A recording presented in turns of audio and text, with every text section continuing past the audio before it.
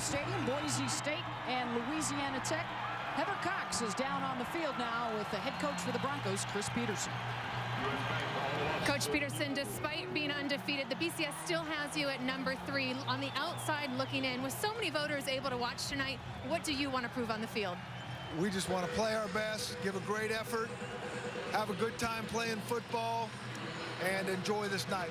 Coach, you told me you've been so impressed with your team's ability to stay focused and play at a consistent high level all season. What did you tell them moments ago in the locker room to help them keep that focus? Same thing. They got to keep doing what we've been doing all year, have fun out there, and play to the best of their abilities. Coach, we're looking forward to a good game. Thank you. Thank you very much, Heather. Set for the kickoff. Louisiana Tech won the toss and elected to defer to the second half. So Boise State set to receive, and it's Titus Young at the 5. Out across the 25-yard line to about the 27, and that's where Boise State will take over with their junior quarterback, Kellen Moore. 16 touchdowns on the year, just 1 interception, hitting 70% of his throws. What really stands out to me on Kellen Moore, you go back to the start of last season, the perfect season for Boise State. His touchdown to interception ratio, 55 touchdown passes and only 4 interceptions. That's unheard of. You know, he doesn't run the ball a lot, but he has excellent feet, allows him to move around and find open spots, which is important for a quarterback that's not very tall. Boise State has been lethal in the first quarter all year. They have scored on their opening drive in all 6 of their games. And the first pass, a completion to Austin Pettis. As we take a look at the impact players. Yeah, you take a look at Doug Martin. They call him the muscle hamster. He's a gym rat, and he just is a guy that's, you know, he's a coach's player, not a player's coach. He's a coach's player. And I'll tell you, the guy's just a lot of fun to watch. Matt Broha on the defensive side of the ball. He's always in the offensive backfield. Really brings a lot of pressure. They're going to need him tonight to apply pressure to Kellen Moore. Play action, Moore looking deep down the far sideline, caught in stride inside the 40. Tyler Shoemaker, the junior from Meridian, Idaho.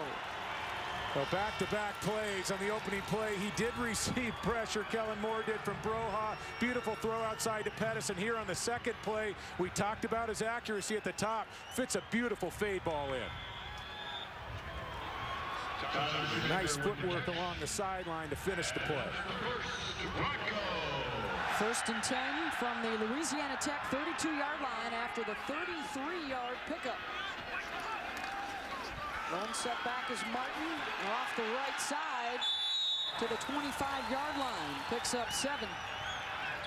And a Boise State offense that averages 7 yards a play. Well, I talked about Doug Martin. He took over for Jeremy Avery as a starter this year and really earned that with his style of practice. He is just a relentless guy. You know, they actually talk about him. Ryan Winterswike said everybody's got a man crush on this guy. Martin's got the first down close to the 20-yard line. Adrian Cole, the middle linebacker, on the tackle. How many times do you have a running back like an Avery who goes over 1,000 yards a year ago on an undefeated team, a team with a perfect season? And that's Coach Peterson for you. Martin wins the job in spring, and he's going to play the player that's playing the best at the position.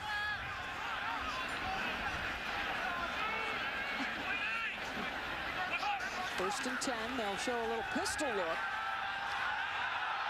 Moore to the end zone, incomplete. Intended for Austin Pettis.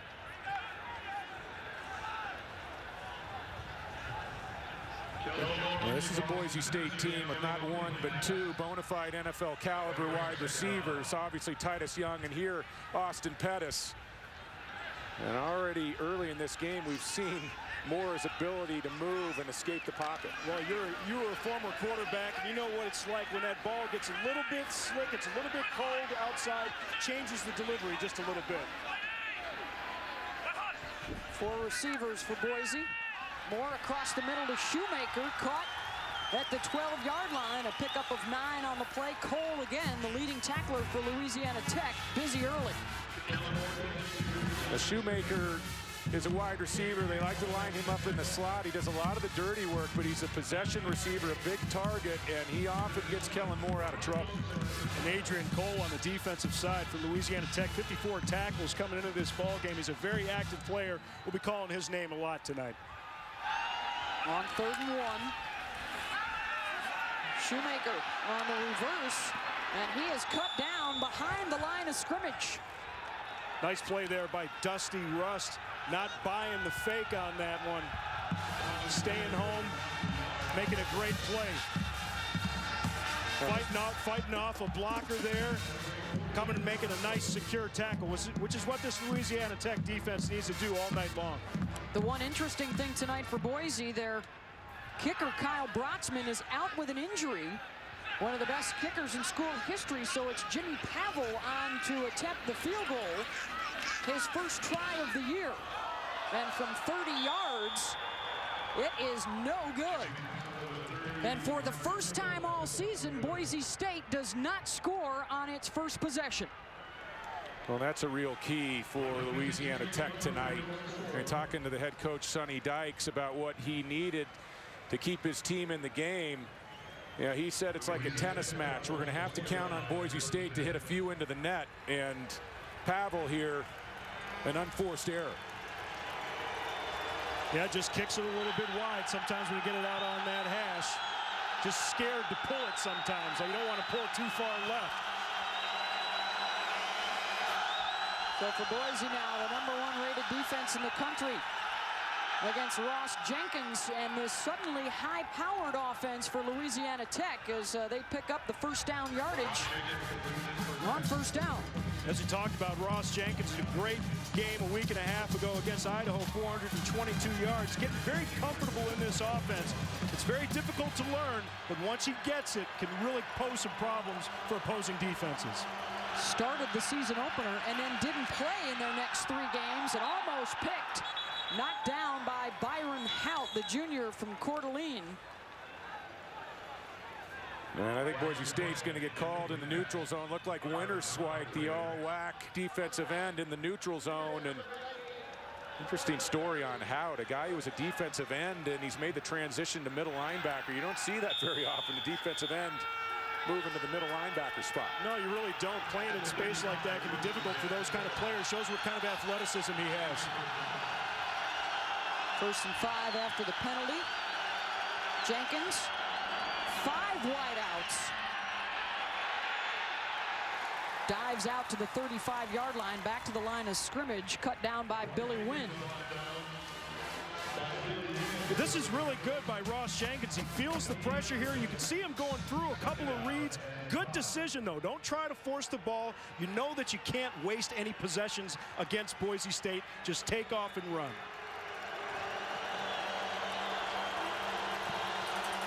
Second and 5. Jenkins the give to Lennon Creer, the junior out of Tatum, Texas, one of 3 SEC transfers now in the starting lineup. And here's our impact players. You look at Richie Casey for Louisiana Tech. He's a guy who was a former high school quarterback. He's an exciting player to watch, very good after the catch. And then Shea McClellan, a future star on this defensive line for Boise State, plays opposite Winterswijk, very talented and agile as a pass rusher. McClellan has 2 touchdowns already on the season, and nowhere to go for Jenkins on 3rd down. Billy Wynn and Byron Hout, the first 2 guys to get to him. It all starts in the defensive front for Boise State. Really all 4 players capable of all WAC conference honors, and you see the penetration. At first it was McClellan, then Wynn arrived. Wynn is a pocket mover, a guy who gets great penetration off the interior. 21st sack of the year for Boise State to force the punt.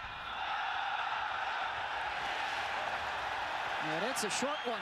And Boise State will have excellent field position in La Tech territory when we come back.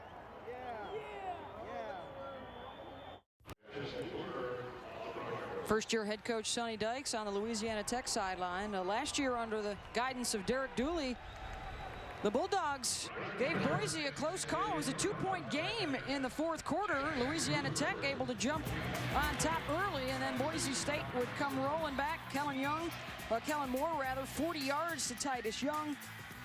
Had another strike to Pettis. They had a 10-point margin, but Louisiana Tech kept things close, and now Sonny Dykes trying to see if they can go one better and pull off the upset. But Boise State will take over 1st and 10 from the Bulldogs' 43-yard line, and it's Martin up the middle. Maybe got one, running right into Adrian Cole. As we talked about in the open, this Boise State offense is just so powerful. And Doug Martin, you know, even with penetration, guys, even if they're there, I mean, you can get guys in the right place for him, but makes the first guy miss. Didn't get a whole lot of yardage out of it, but it could have been a negative play. 2nd down and 8. This is the longest, by the way, it has taken Boise State to score in a game this year. Across the middle, Pettis to the 21, a pickup of 20 yards and a 1st down. Kellen Moore is one of the great fakers in college football. You saw the nice delayed look. He hides the football well. He gets some reaction from that linebacker level, and it allows Pettis to find a crease, and then we see the deadly accuracy from Kellen Moore. High formation behind Moore, and then Paul moves over to set up a double tight end look. Shoemaker in motion. Martin with the cutback, carries a tackler inside the 15, picks up 7 on the play. Finally, Randy Grigsby got him. Nice run here by Doug Martin. Shows excellent patience as he's moving to the outside. You see him wait, then plant that foot, get right back up vertical. You don't see him running horizontal. He takes on all tacklers, all comers. He's a fun guy to watch. The junior out of Stockton, California, averaging 7.4 yards per carry this year. He'll get the call again inside the 10-yard line, and it's 1st and goal, Boise State. Well, you see the way he finishes that run with the low pad level. And yeah, I was back in Washington, D.C. for that Virginia Tech thriller, the game that Boise State pulled out late for Coach Peterson. And yeah, Doug Martin, to me, in that game, set the tempo early with the way he ran the football against La Tech. He's the deep back in the eye again. Martin to the left side, bouncing to the 2. 7 more for Doug Martin. This Boise State offense is so dangerous. You know, the phrase motion causes emotion. You see them moving around before the snap. Guys not sure what's coming at him. Doug Martin, once again, just such a physical player. And it's really a matchup to watch tonight. This bigger offensive line for Boise State against a smaller defensive line for La Tech. Martin on the pitch, untouched. Touchdown, Broncos.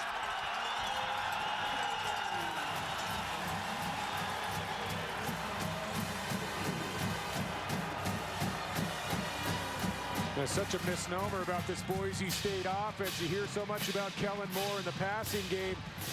This group is averaging 222 yards per game on the ground. 12th best rushing offense in college football. Extra point, good. A lot of Doug Martin on that scoring drive for Boise State. And a 7-0 lead in the 1st.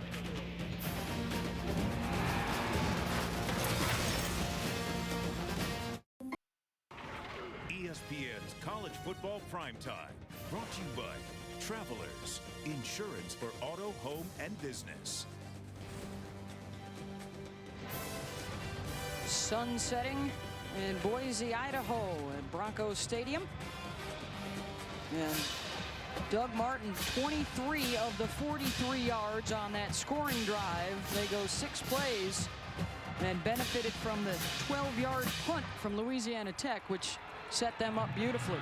And speaking of offensive coordinator, Brian Harsin for Boise State yesterday talked about Doug Martin and how he was able to use him more because Doug became more comfortable with his protection. And as a former running back, no matter how good you think you are as a running back, you're never more important than that guy you're blocking for, that quarterback. That's right, especially when you have a Heisman Trophy candidate sitting back there, a guy like Kellen Moore. And Boise State loses Kellen Moore, and their dream dies. Louisiana Tech loves to try and get the ball into the hands of Phillip Livis, number 6 in white, with 6 kick and punt returns for touchdowns. And he's going to get it right here at the 23. And buried at the 25. The big hit from Duron Mackey. Well, few teams have the travel schedule that Louisiana Tech has, playing a lot on the West Coast. How about 260 miles to Texas A&M? And then across the Pacific at Aloha, Hawaii, over 4,000 miles to get out to that game. And here we are at Broncos Stadium. And more to come on their travels in the next few weeks. But first and 10 from the 27 for Ross Jenkins, and the give to Lennon Creer, and he's headed in the wrong direction. Swamped back at the 21. Absolute swarming defense. Winston Venable just comes flying up in here, forces Creer to cut this thing back up. You know, it's just such an impressive defense. They're just always in the right spot. Yeah, they say they like to hunt in packs, and I don't see many teams that get more defenders to the ball. The screen to Creer. Gets a nice block on the edge, and he's got a first down and more across the 45 to the 46-yard line. George Iloka saving the touchdown. 26 on the pickup. Creer really came into his own last week in the game against Idaho, over 170 yards on the ground, and you see here, that's nice soft hands coming out of the backfield. They don't waste much time on the snap. They ran 97 plays last week against Idaho. Jenkins tucks and runs, picks up a yard. Here's what's coming up for Louisiana Tech. They're not done yet, racking up the frequent flyer miles. They've got to go to New Mexico State and then back out west to San Jose. That travel's nothing compared to what you've been doing lately, Robert. Jenkins feeling some heat across midfield, diving to the 46. It was Billy Wynn bringing the pressure, 7 yards on the pickup. Really interesting formation there. 3 down linemen. You know, Tony Franklin, the offensive coordinator, had been at Troy, was at Auburn for a time last year. Boy, just kind of like a mad scientist. He comes up with some crazy stuff.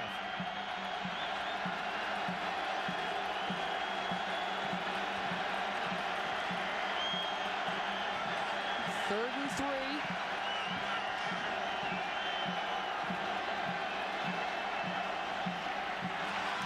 Jenkins complete for the first down to Talib Icaro, the junior out of Berkeley, California.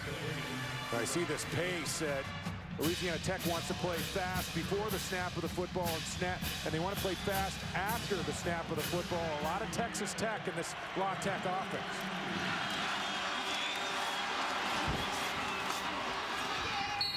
Inside the 35 is Mike Compton before he's bumped out. Picks up 8 on the play. And then, Robert, the best example I can come up with of playing fast after the catch is like a Wes Welker, you know, from Texas Tech, the way he's so decisive with his decision. 1 second and short. Clear. He's got the first down yardage. Let's go down to the field and Heather Cox. Well, Beth David was just talking about offensive coordinator Tony Franklin, and yes, he's been a mad professor this week, really creating a diverse game plan. If all goes as planned, we'll see trick plays, wildcat, pistol, spread, maybe a fake punt, lots of misdirection, whatever it takes. Clear is wrapped up at the 31-yard line. Winston Venable, the first guy there, along with Tyrone Crawford. Really a breakneck pace of offense. Yeah, but this is something that Boise State was ready for. They had practiced the no huddle, even using their number 1s to go against their defense. Now they're going to take a second here, and they're going to check from the sideline. The check's going to come in from the coaching staff. 3 receivers to the left. Deep across the middle, caught at the 5. And diving to the goal line is Ahmad Page, the transfer out of Tennessee. 30 yards on the strike. This is a post ball and a beautiful job of leading him to the open space in the middle of the field. Yeah, we talked about Ross Jenkins and how he's been getting comfortable in this offense. I'll tell you, this is exactly what Louisiana Tech needs to do. They needed to answer Boise State earlier and kind of just stay in this room, stay within striking distance.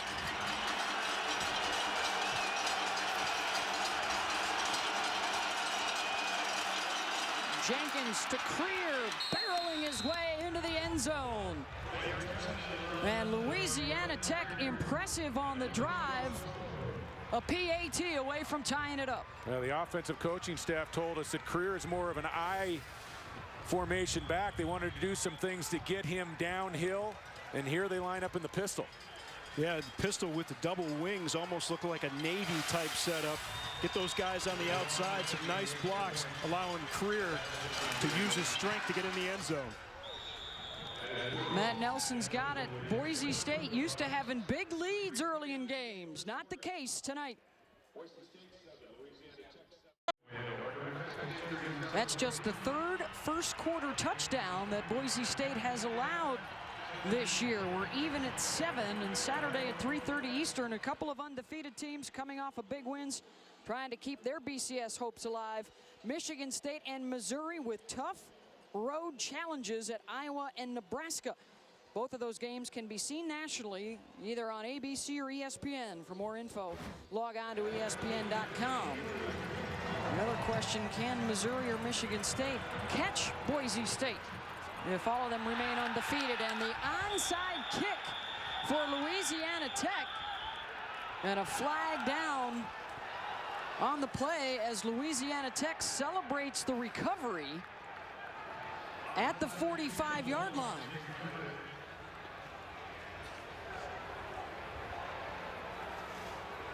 It might not have gone 10 yards there, but how about Nelson? Well, I think Louisiana Tech team springing a little excitement on the onside kick early. Actually looked like it might have been offsides there. Offside. Kicking team number 23. 5-yard penalty. Re-kick. Ryan Williams offside. Otherwise, it would have been Tech football. Well, this is nice execution by Nelson on the onside kick. He gives his team exactly what they need, and that was number 23 who was offsides, makes the recovery, and he did let it go 10 yards. So if he isn't offsides, that's a Louisiana Tech ball. Sonny Dykes is fit to be tied. Nope. That's how fit to be tied he is. And he may have just drawn another flag for his protestations there with the officials. There might have been some colorful language. Usually it's some colorful language that brings out the laundry on a 15-yarder in that situation. I love the way this guy coaches. He's been around, and he's a master of the spread offense, especially the fast-paced throwing game and the Texas Tech offense that we've seen under Mike Leach over the years. Unsportsmanlike conduct. Louisiana Tech. That penalty will be assessed half the distance. We will now have the kickoff.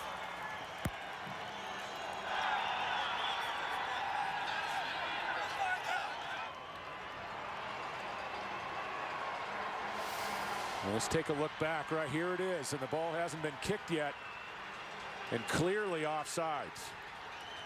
Well, Ryan Williams obviously trying to get a jump there. He knew what play was being called there. Figured, I got to get that 10 yards so I can get that ball as soon as it crosses 10 yards. I was watching the play and watching the replay, and there's a reason why he made the recovery. Had a 1-yard head start on the play. Now, this is something that Boise State, wearing that target on its back, will have to get accustomed to. Opponents are going to come in here and throw everything they've got at them. And the offsides negating what could have been a big momentum shifter for La Tech, and now the kickoff will be from the 12.5-yard line. I think they'll kick deep here. Deep as he can. Titus Young from the 29. Back to the right side, and a lot of blue in front of him. Shoved out of bounds inside the 20-yard line.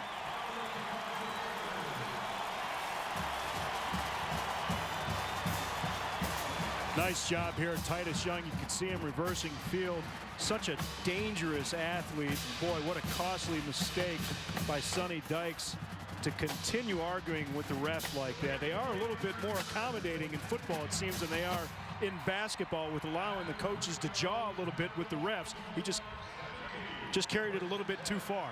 Yeah, and to give Boise State a short field before the kickoff, especially with the Titus Young, probably the fastest player on this Boise State team.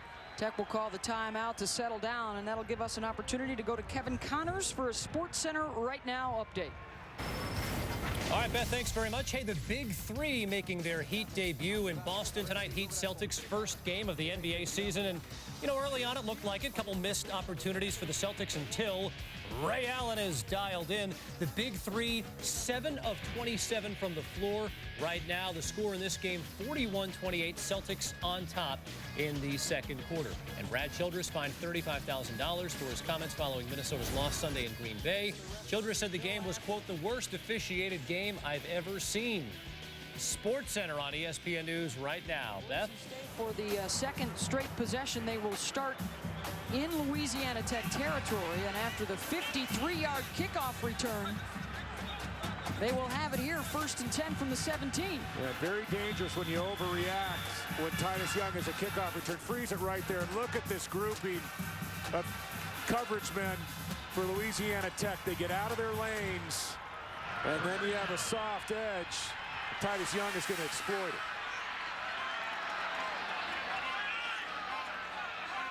Couple of tight ends.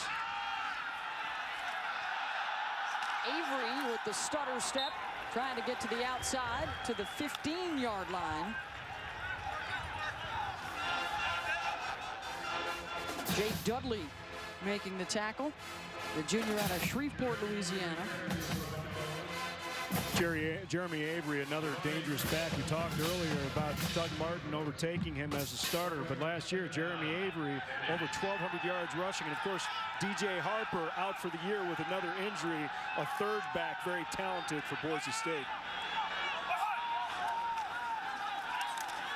Man looking left, throwing that way. Caught at the 13-yard line by Titus Young. And Robert, that's something that Coach Peterson talked about yesterday, and something they maybe didn't have 5 years ago that they do have now, and that's a lot more depth with the recruiting they've done. Yeah, there's no question about it. And I think after the Fiesta Bowl victory over Oklahoma, I had an opportunity to interview him back then for College Football Overdrive. He just talked about the explosion for the recruiting. But it hasn't just been the recruiting. The entire school has benefited from an academic standpoint as well. Chris Potter is in to run the Wildcat. The pitch to Avery. Looks like he's got enough for the first down to the 6-yard line, setting up 1st and goal as Potter took the snap.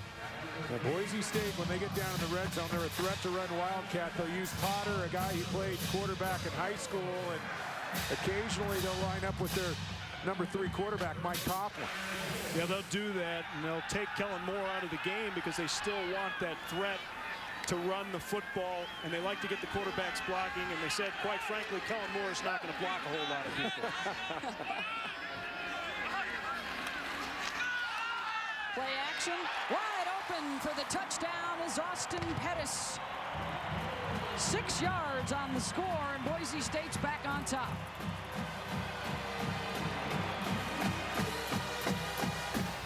Kellen Moore throws this ball better than anybody in college football. This was the same route that Pettis scored on to win the Virginia Tech game. It came from the right slot in that football game, but such a great gift of dropping the ball back deep in the end zone to a receiver working to the middle of the field.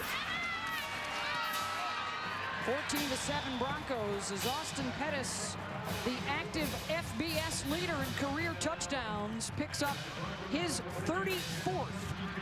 And celebrating its 6th year sponsoring the Good Hands Field Goal Nets, Allstate makes contributions to participating universities' general scholarship funds for each field goal and extra point kick. To date, Allstate has contributed more than $2.2 million in scholarship money. And Sonny Dykes still working the officials, upset at the unsportsmanlike conduct call against him that really set up Boise State. Well, I think he might still think he didn't have a player offsides on the onside kick, but he did. Well, Austin Pettis does a nice job here, just kind of freezing the cornerback. A nice throw from Kellen Moore. Yeah, Pettis was setting it up like a block, and then look at how Moore snaps his eyes around to check out the danger, and the timing of that throw is so critical. He throws it with such great timing and anticipation. He is so good down in the red zone, and that is, I really believe, one of the big components of Boise State's effectiveness on offense. Just one touchdown away from tying the school record. He's got 81 now in his career. Lyle Feet awaiting the kickoff at the 18-yard line. And Feet's got some room across the 35 to the 37, 21 yards on the return. Well, Saturday night at 8 Eastern, catch a Pac-10 showdown with BCS national title game implications. The Oregon Ducks taking on USC. Some of you will see Ohio State and Minnesota.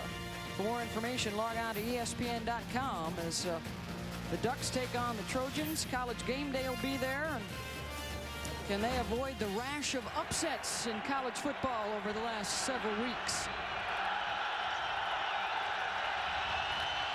Boise State banking on either Oregon or Auburn or both to falter in the coming weeks to give them a chance at a BCS championship game berth. That Oregon-USC game is very intriguing. Oregon is a machine on offense right now with the way they're playing the quarterback and obviously the running back positions, but then USC coming off that Cal game.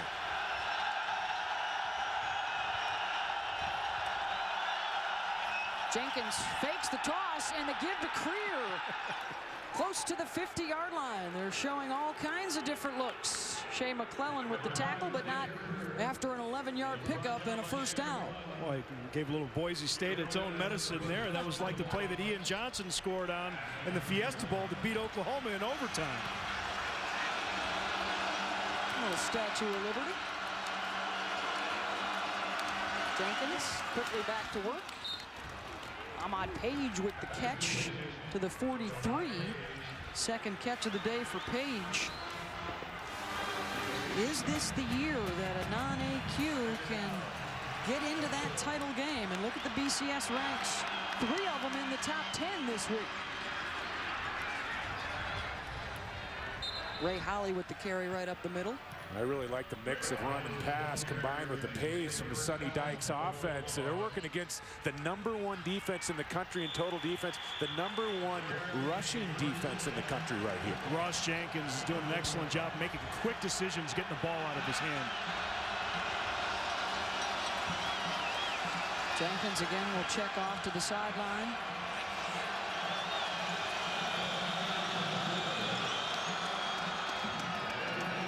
And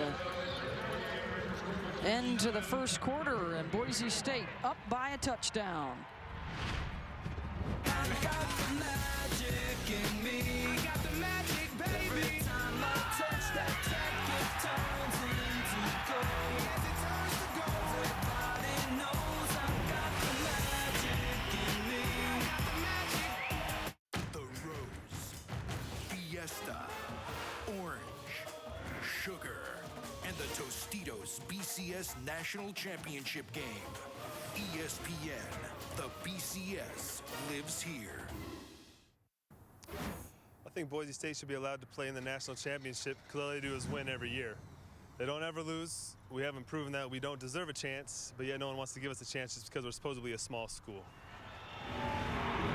And a little local flavor of what they think about Boise State's chances. Well, first of all, you got to go undefeated. And we're in October.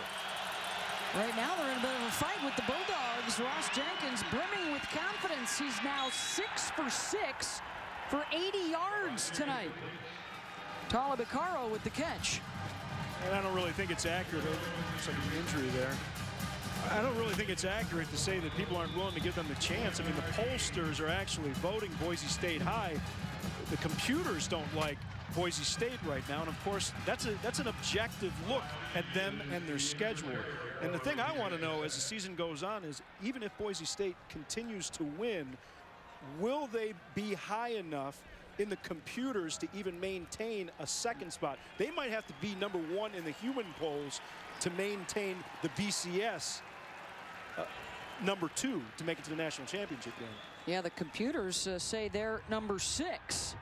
For more, let's check in with Heather Cox. Well, guys, there are lots of passionate fans across Southwest Idaho with very strong opinions, as you heard. But interestingly, while the fans are campaigning, this program and these players do exactly the opposite. Coach Peterson said yesterday that BCS has absolutely no bearing on how we will play tonight against Louisiana Tech. That's for everybody else to talk about. That's been his mantra all season.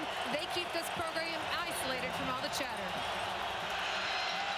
Starting tonight, each of their next 5 games will be on the ESPN family of networks. Plenty of opportunities for the public to see. Offense number 74. 5-yard penalty. Second down. Looked like a big loss there, actually. Looked like Lyle Feet coming off the field there for Louisiana Tech. Can't afford to lose him. Here's what goes into formulating the BCS standings every week. A 3rd coaches poll, a 3rd Harris poll, and a 3rd computer. Auburn has jumped to #1, followed by Oregon, and then Boise State #3, and Jenkins his first incompletion of the night. You know, this offense for Louisiana Tech is predicated on getting the ball out quickly. The quarterback's not counted upon to make a lot of difficult throws, but he has to make the easy throws with regularity. 3rd and 14. The pace is so critical, keeping the offense moving before the snap and after.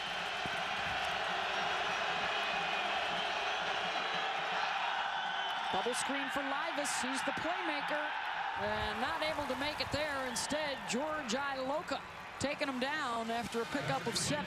Yeah, not the type of offense that can get behind the chains, because it's not a passing offense that really threatens the field vertically.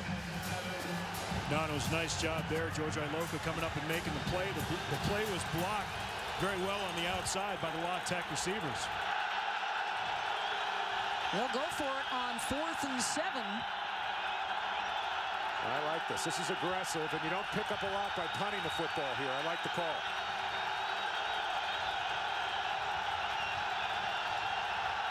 Once again, Jenkins getting the check from the sidelines, and they may go ahead and just call timeout here.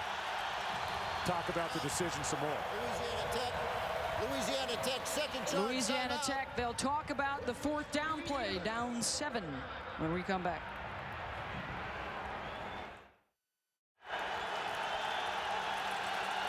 Early in the second quarter, 14-7 Boise. Louisiana Tech still pondering this 4th down play. They're 10 of 15 converting 4th down this year. 3 wideouts to the right for Ross Jenkins. Runs out of time. Chase Baker got to him. The 22nd sack of the year for Boise, and a loss of 9. This defensive front is a real trendsetter and a tone setter for Boise State. They're relentless. They play all the way to the whistle, and they've got a couple guys inside like Baker that can penetrate from the interior. Louisiana Tech really did a nice job there, picking everything up. A lot of movement on that defensive line before the snap. They had it blocked up, but the guys just couldn't win the individual battles. The penalty on the offensive line, stalling the drive. And now Boise back to work. They've scored on 2 of their 3 possessions. The pitch to Avery. across midfield. And let's take a look at our accurate drive recap. The last time the Broncos had the ball, Robert. Yeah, this was Titus Young on the return. Of course, after the unsportsmanlike penalty against Sonny Dykes. Great return, cutting back. And watch Martin finish off this run on 24 Page. Just a bowling ball when he gets in between the tackles, and then the timing on the touchdown throw between Kellen Moore and Pettis. Shoemaker in motion.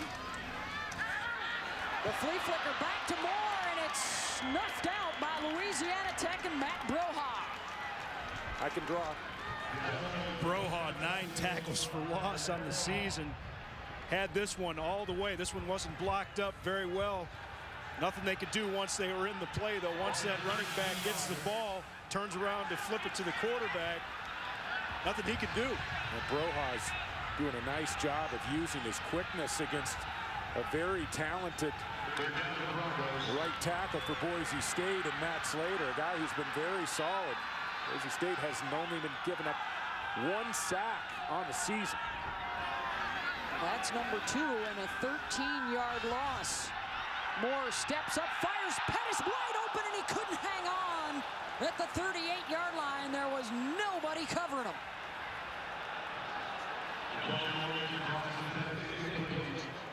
But again, on that last play, it appeared that Broha was being held a bit coming off the left edge, and the pressure forced Kellen Moore to get rid of the ball early. Could have been called a face mask potentially as well, but the Broha is really creating a lot of problems for Matt Slater, and Boise State misses on a great opportunity on the post ball. Trevor Harmon sent the punt it away to Philip Livas. End over end and short and wobbly and out of bounds. Louisiana Tech pointing out towards midfield. That's where they'd like it. We'll find out where they'll get it after this. ESPN's College Football Primetime. Brought to you by Acura. The most innovative thinking you'll find in an Acura. The state capitol building here in Boise, Idaho. And number 3 Boise State with the touchdown lead over Louisiana Tech. The Bulldogs hanging around, and they'll start out at their own 43-yard line, 1st and 10 for Ross Jenkins, who now lines up at receiver. He'll take the pitch, and a wounded duck incomplete. Such a disciplined defense here at Boise State. Pete Kwiatkowski, the defensive coordinator, took over this year for Justin Wilcox, really maximizes the talent that he has on this team. But you can see a little attempt at a trick play there. Tyrone Crawford having nothing to do with that, making sure Ross Jenkins had to get rid of that one in a hurry. Jenkins with some time, incomplete, intended for Kerry Fortson. They've got a couple of receivers dinged up. Lyle Feet and Ahmad Page both getting tended to on the sideline here in the second quarter. Yeah, the best way to neutralize a good pass rush is to get the ball out quickly, and we're seeing some nice pocket movement from Jenkins as well.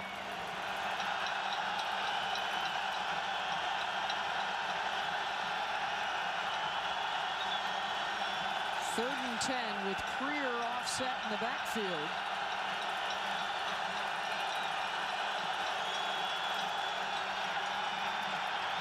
Jenkins steps up, fires, incomplete. Darrell Acree almost took it the other way. Acree's the backup at middle linebacker to Byron Hout, and he almost had himself a touchdown on this play. A nice job of reading the eyes of Jenkins and getting out underneath that curl route. That's why you're a linebacker and not a tight end, right? Not the softest hands we've seen this year. Allen to punt. Chris Potter, the WAC Special Teams Player of the Week, back deep. Potter will let it bounce out at the 18-yard line. Or will it be 4 straight weeks of the #1 ranked team falling? Saturday night at 6 Eastern, The top-ranked Auburn Tigers taking on Ole Miss on ESPN2. Check this game out on your phone and online. For more info, go to ESPN.com. A lot of folks talk about Kellen Moore as a Heisman candidate, LaMichael James at Oregon, another guy, but Cam Newton, I think, right now would be the front runner, no? He's just absolutely electric. I don't think there's any question about it. Such a talented player, and that was a tough defense he ran against last week, too. Make no mistake about it. Already over 1,000 yards rushing for Newton. Pass completed across the middle. I think one of the most impressive things for me is he is on pace right now to rush for more yardage than Bo Jackson did in his best year back in 1985 at Auburn. Well, the most impressive part for me is what his responsibilities are in that offense, though. It's so difficult to have to go through the reads that he does, and it's not like a running back that breaks off a 30-yarder and then can have another running back come in the game. He breaks off these long runs. He's got to stay out there.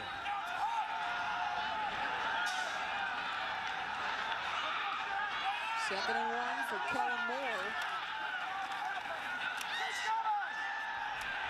Shoemaker bobbled it, hauls it in. 45 and down to the 40-yard line.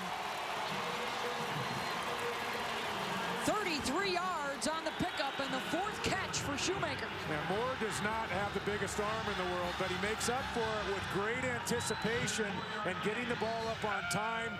And then the accuracy is the third component that makes him so tough to defend. Shoemaker having himself a nice ball game early. Yeah, no question. A nice catch there. Doesn't try to use his body to catch it. Gets those hands extended. Makes a nice catch.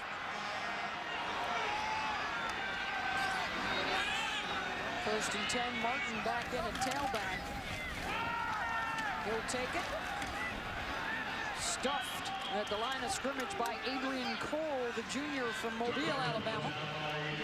This offense has such great balance, and balance doesn't mean at the end of the game you have an equal number of runs or passes, and you don't have an equal yardage count in either area. It's the ability to pass or run when you need to. Yeah, but a nice job there. Adrian Cole stepping up. Talked about the advantage, the size of the offensive line over the defensive line of Louisiana Tech. Adrian Cole stepping up to fill that hole.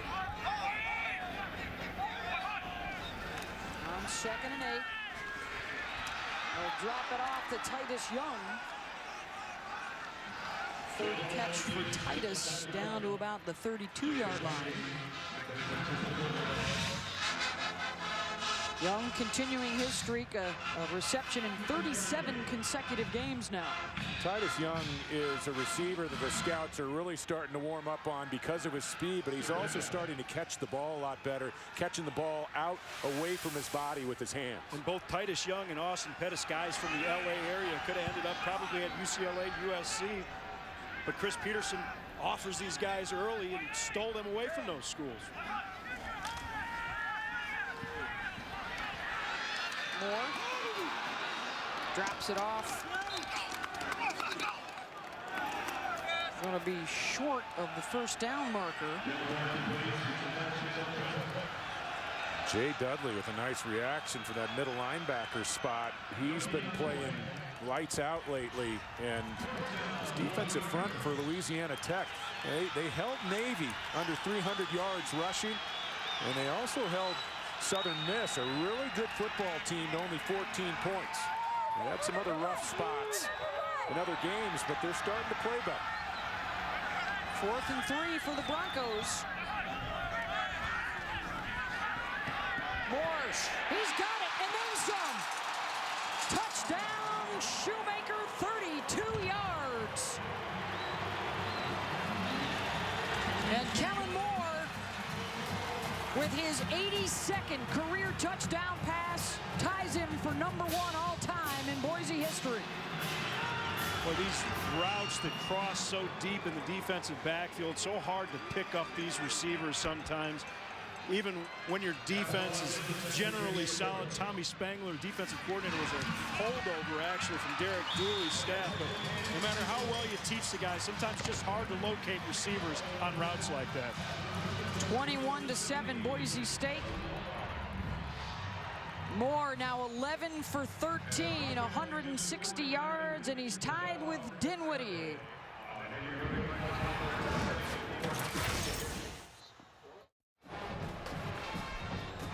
Kellen Moore with a couple of touchdown passes here in the first half, and Boise State extending the lead to 21-7 over Louisiana Tech. Well, you can't afford to just take a pre-snap read when you're looking at this Boise State offense and expect to make plays. Such a great job of moving people around, so dangerous to defend because you have offensive players coming from so many different angles. Just a phenomenal offense they have. Beth Bowens, Robert Smith, David Norrie, Heather Cox here at Broncos Stadium.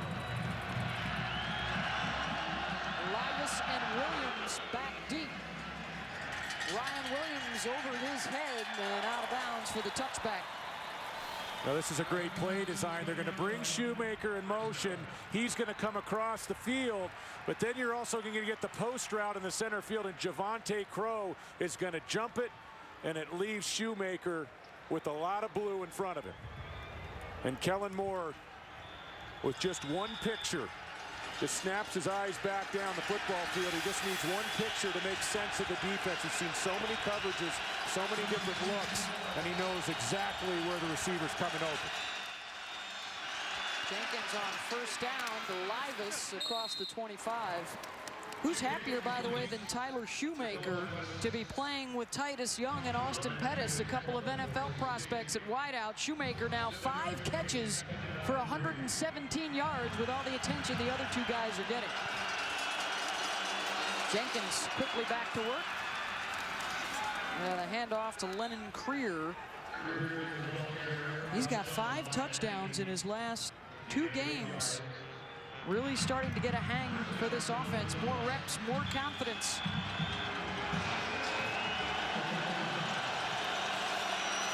First and 10, Creer. Ooh, stuck in the backfield.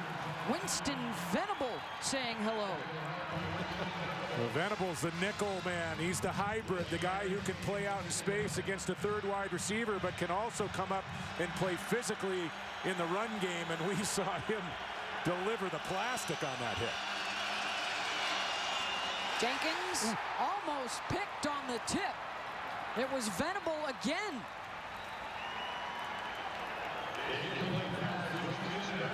Winston Venable, Robert, is a guy that always seems to be around the football on this defense. Yeah, he's a dangerous player. Opportunity to make the pick there. Unfortunate, didn't get it, but calling his name a lot. He's a very active player. Nice play by Creer, though, to not give up on the play, even though he made a bad play not securing the pass. And on the deflection, he reaches back and he makes the tackle on Venable.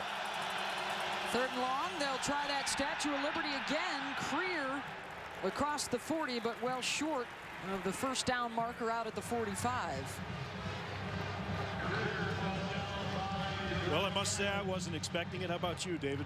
Well, this Louisiana Tech team, you face a Sonny Dykes ball club, and another look there at the Statue of Liberty, which creates a freeze on the linebacker level. But Sonny Dykes, if you give him a quarterback, a guy who's hitting 70% of his balls, he's going to create some problems for you defensively. And they've moved the ball as well as we've seen a team move the ball on Boise State this year.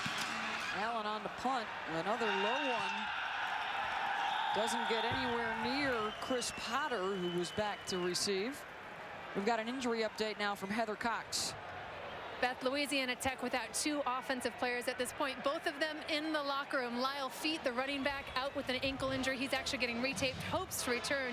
The right receiver, Ahmad Page, not the same story. Actually has a left knee injury, left the field with a brace and crutches, will not return to action. The Bulldogs struggling right now, obviously. Thank you very much, Heather. And unfortunately for Louisiana Tech, Ryan Allen struggling. That's the 2nd punt of under 20 yards. 1st and 10 from the 41 for Boise. Doug Martin gets the carry to the 46. And you have 2 punts of less than 20 yards, and then you have the short field after the unsportsmanlike conduct penalty against Sonny Dykes and the return by Young, and you can't afford to give Boise State those hidden yards. Yeah, there's no question about it, and obviously the 3rd phase of the game, special teams, so crucial and really so underrated by so many people.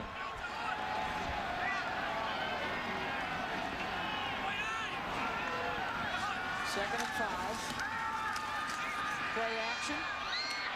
Deep ball, incomplete. Looking for Pettis. Time now for our playing favorites, brought to you by Pizza Hut. And Moore's favorite tonight has been Tyler Shoemaker. Shoemaker, again, garnering some of the benefit of the attention on Young and Pettis. And, you know, you hear a lot of talk about can Kellen Moore play at the next level. That's the type of throw there where there are quarterbacks at the college level that can drive that throw and get the ball there earlier with their arm strength. Shoemaker, 5 catches, 117 yards, and a touchdown.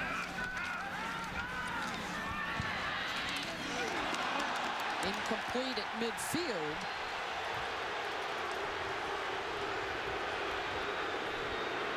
C.J. Broadus on the coverage. He'd missed the last couple of games due to injury. Back out there for Louisiana Tech. Yeah, they really have missed Broadus. He's a guy who's been out of the lineup, as you said, Beth, for a couple games. And well, this is a huge defensive situation for La Tech. And it looks like they may go here. 4th and 5. I don't like the call. From their own 45, and he's going to punt it away. And how about this from Kellen Moore? It's going to be down to the goal line. Did they touch it and stop it before it went in? Well, that's going to be a touchback, but that is a nifty piece of Boise State trickery. You like the call now, right? I like the call a lot. Did I say I didn't like it? Nah, I don't think that was you.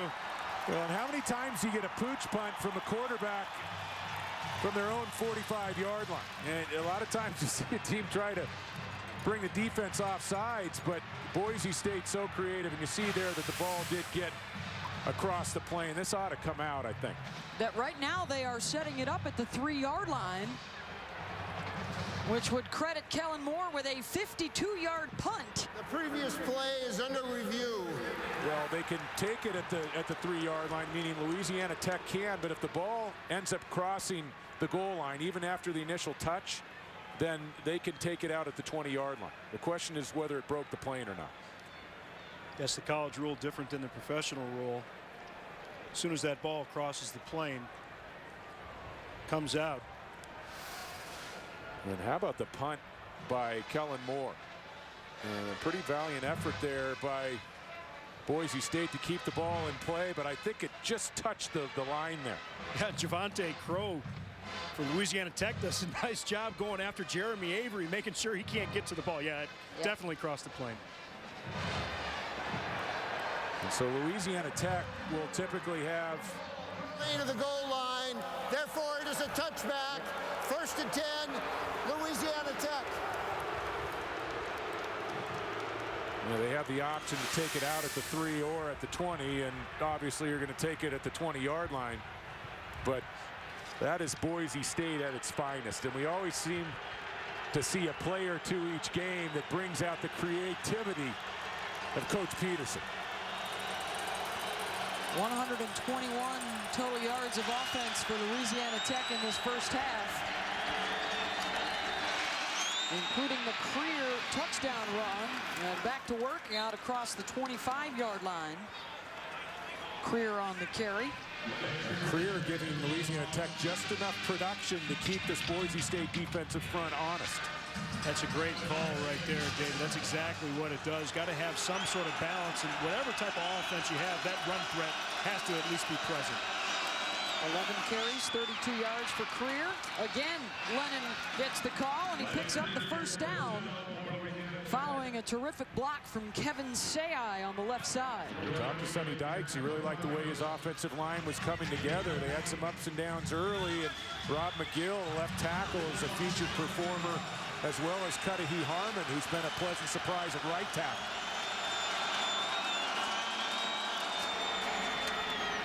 Career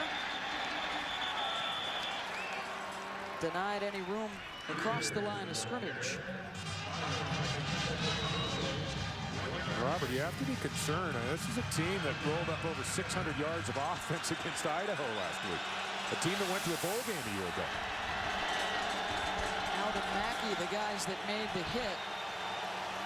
1-yard pickup, 2nd and 9. Ray Holly is now in the backfield behind Ross Jenkins.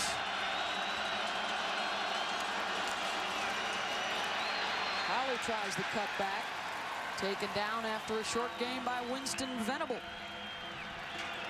Bad snap on that play. Anytime you're out of the shotgun or a pistol formation like that, it can really throw these runs off because the quarterback doesn't quite have the timing right with Ray Holly there on the handoff, and things don't time up right on the offensive line. Got to be very careful with those snaps. Started 6 for 6 through the air, just 2 of 7 since. On 3rd and long. Here comes the blitz. Jenkins slips at the 41. 4th down. Well, Jenkins, a nice play with his feet there, and sometimes you got to try to win the war and not always win the battle, and he lives to fight another day. Gets the ball back to the line of scrimmage, and you hate to punt the ball back to Kellen Moore in this Boise State offense, but it's worse poison if you turn the ball over. Yeah, no question. That's the second time we've seen that from him tonight. Really getting a better feel for this offense, making good decisions.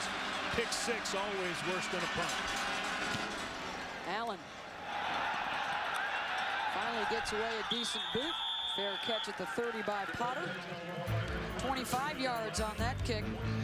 We've seen him with his astronomy. How's Professor Smith with his chemistry? Find out after this. Thanks. I'm here with Professor Henry Charlier from Boise State University, also known as Dr. Picklestein. Why do they call you Dr. Picklestein? Well, they call me Dr. Picklestein because I bring pickles back to life. But I don't think I could bring a one-loss team back to life. Okay, well, we're going to look at all the proper chemistry and elements that we need to make the perfect BCS National Championship level team. First, we're going to need some offensive firepower. Got to put some points up there on the scoreboard. Next, we're going to need some dominating defense. We need a big margin of victory. It can't just be a lot of points on the board.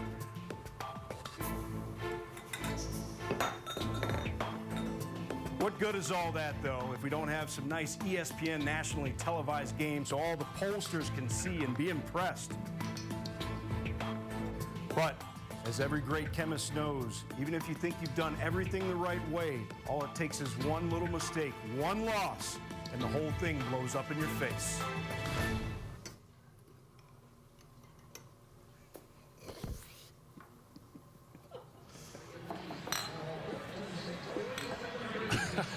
Oh, what was that last ingredient? A little Creole sauce from Louisiana? The texters have it in them. I think it was potassium iodide or iodine. I can't remember which one. That was an upset. Like I should have asked. Oklahoma experience last weekend against Missouri. I should have asked the question, what did he mean bringing pickles back to life? That is a little scary proposition with the pickles from Professor Picklestein. Robert Smith, before his days as a chemist, a running back at Ohio State. David Norrie, quarterback for UCLA. Beth Mullins, Heather Cox also with us. And very interesting, all the talk surrounding the BCS and whether Boise State will be worthy if they can run the table the rest of the way. Yeah, and I don't think there's any question that they're getting the respect from the pollsters. It's really just the computers, and there's not much you can do about that. I mean, the computers are just, they're basically, you know, you say junk in, junk out. Well, the computers are only doing what they're programmed to do. They're looking at the schedule and looking at the wins and losses. 2nd and 10, Moore to the air. Caught by Pettis for a first down to the 42-yard line. David, what are you hearing about Boise State and whether or not they've got the goods? Well, I can't figure it out. The end of season a year ago, ranked 4th in the country.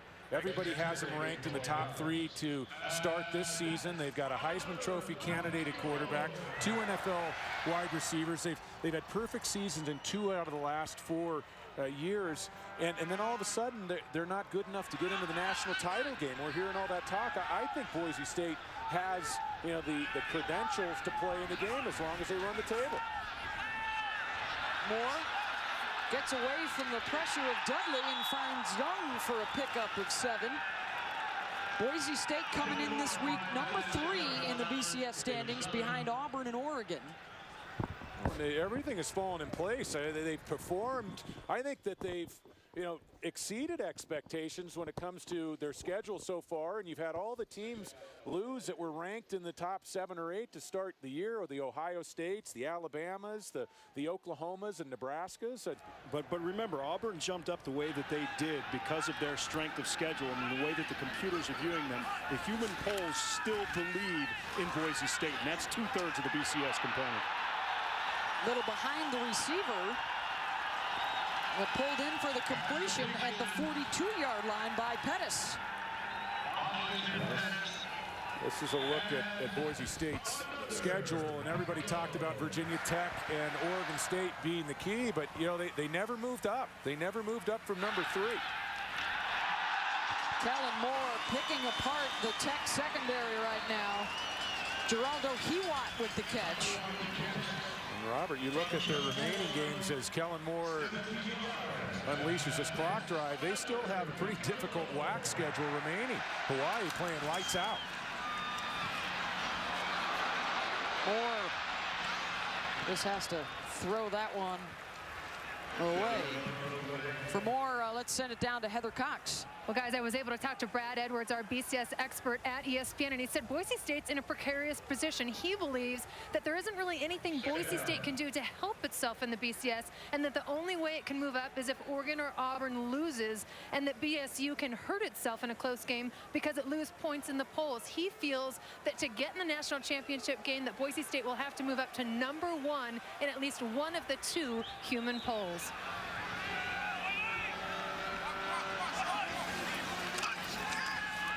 On second down, Moore. Penalty flag on the interference call right here against Louisiana Tech. And Broadus going to get flagged. Yeah, Broadus was there early, and he was on the back of the receiver. Pass interference. Defense, number 37. First down at the spot of the foul. And Broadus, an extremely aggressive defender, but tough to get your timing back when you've been out the last couple weeks for Louisiana Tech. It was a great job by Jay Dudley, number 45 for Louisiana Tech, really applying that pressure to Kellen Moore, and that's really the only way that you can slow down an efficient quarterback like a Kellen Moore. He's not going to panic and make a lot of mistakes, but at least you can try and make him get rid of the ball a little bit sooner. Moore is 15 of 21, 205 yards and a couple of scores, looking for a third, and Young tipped away at the last moment by Josh Victorian. And another flag down on the carpet. Wow, and Victorian pleading his case here. That looked like he played the fade route pretty well. We'll have to look at the contact at the top of the route, but nice job of getting his eyes back to the football. I thought Pass that was interference. Defense, number 15. By rule, the ball will be placed at the 2-yard line. Automatic first down. I thought that was a pretty good job by Victorian playing the route there. Well, and he has a little piece of the jersey there. Yeah, with the left hand, he's reaching in, grabbing the jersey. He's leaning a little bit as well into Titus Young. You're not gonna do that at Boise State and get away with that one. He was in great position until that late grab of the jersey with the left hand. First and goal from the 2. Play action Moore into heavy traffic, incomplete. More white jerseys than blue around the tail end of that play. You watch Boise State operate down close to the goal line, and they really have an NFL approach to their routes and the timing of the throws.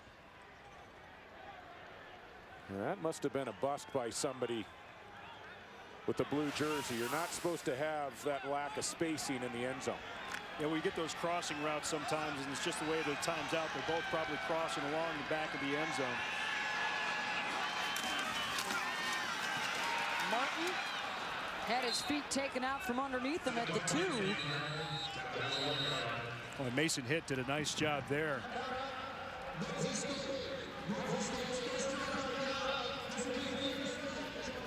Boise State going to call the timeout. 1:02 to go in the first half. Let's send it back to the studio now, and Kevin Connors.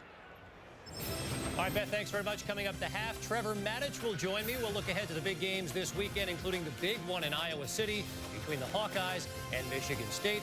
We'll also take a closer look at the BCS standings, see if the computers got it right. Many in Boise probably don't think so. And the Heat and Celtics opening night in the NBA. That's all coming up when you join us at the half. Beth? Thank you very much, Kevin. Mason Hitt and Christian Lacey doing a nice job of denying Martin.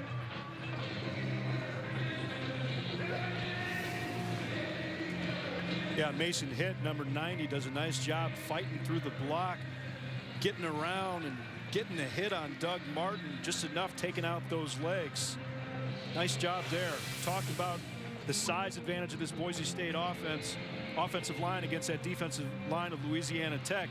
Sometimes just a man-to-man matchup, you have to win. Well, and you look at the offensive line statistically, they've given up a sack tonight, but coming into the game, Boise State only 1 sack given up against Kellen Moore, and yet as an offensive line running the football as physical as we see out on the West Coast, 222 yards per game for this run offense. Big spot here for Louisiana Tech on defense. They'll bring the fullback Dan Hall in front of Martin in the backfield. 2 tight ends. Moore falling down as he hands it off, and the ball pops loose. And Boise State able to grab it in the end zone for the touchdown. Kyle Efaw, the tight end, got to it first. Well, this was an opportunity for Louisiana Tech to really get into the locker room on an upbeat and a positive note. And not only was it bobbled to the snap, it was fumbled by Martin as well. Well, it looked like Kellen Moore, he trips on the way going back. Wasn't able to make a clean handoff, and that's what caused the fumble. He never got the ball cleanly. And if you're Louisiana Tech and you're Sonny Dykes, you're saying, how could we not have a player covering the football there? And you're right, Robert. It looked like one of those plays as a quarterback where an offensive guard gets back and steps on your foot. I think this is an offensive line that's going to step on Kellen Moore as he comes away right there. See how his feet are pinned together? And he still tries to get the handoff off to Doug Martin. Sometimes that's not a good idea, and that could have been disastrous for Boise State. Yeah, it really could have, and the problem is, as a running back, you're normally just making a pocket down there to take the handoff. Kellen Moore is not able to make any sort of handoff. He just kind of has to flip the ball back, and Doug Martin just doesn't have his hands in position to accept a flip at that point. I remember playing quarterback back in the day, and you'd come away from the season and you have scars all over your feet, usually from practice. You wouldn't get a lot of that in games, but you get the cleat marks in your feet, and I'll tell you what, my feet aren't as pretty as they were before I played football. But those are the kind of sins that you suffer silently as a quarterback, though, because you don't want to say to your lineman, all right, knock it off. Those guys are protecting you for the most part. You let them step on your ankles every now and then. I might have tried that once, but I got smacked in the helmet. Especially for a group that has protected him so well this year. And another deep kick into the end zone. Oh, a late decision to bring it out for Philip Livas. Tripped up at the 29. Let's take a look at our Life's Good flashback, brought to you by LG. And a trip down memory lane in the blue turf, which premiered back in 1986. Woo! And a 74-0 win, a trouncing of Humboldt State. And that's where the legend began. And since then, how about a 73-1 home record here at Broncos Stadium? The blue turf was originally designed to reflect the blue-collar ethic of the program, according to Boise State lore. 28-game winning streak. A couple shy of the school record coming in here at home.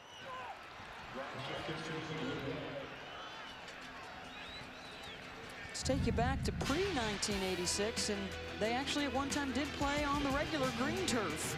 And that's that old school turf that we remember, right, Dave? That's the stuff that you get the second and third degree burn. Maybe not third degree burn, second degree burn, certainly. Well, this game film is not in high definition, that's for sure. That's not HD. The low def feed. Going back to the reel-to-reel, and the short gainer on second down. Winterswijk, one of the first guys there.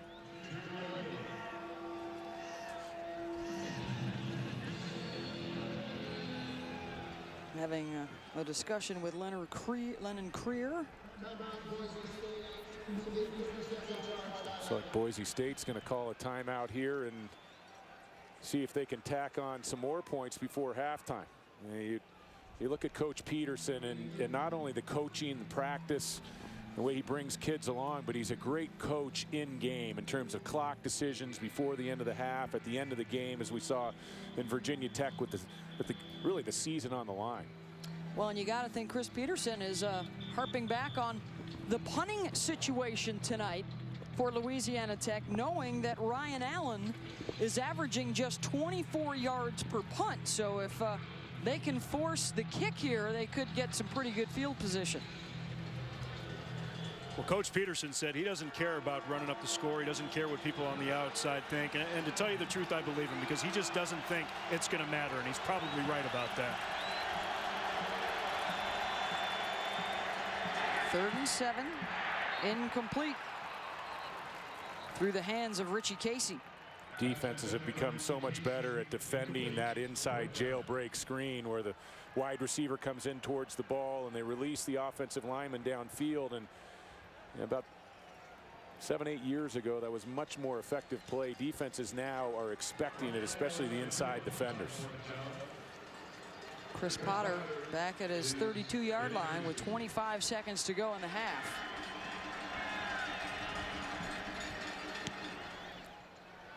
Ryan Allen unleashes his best punt of the night.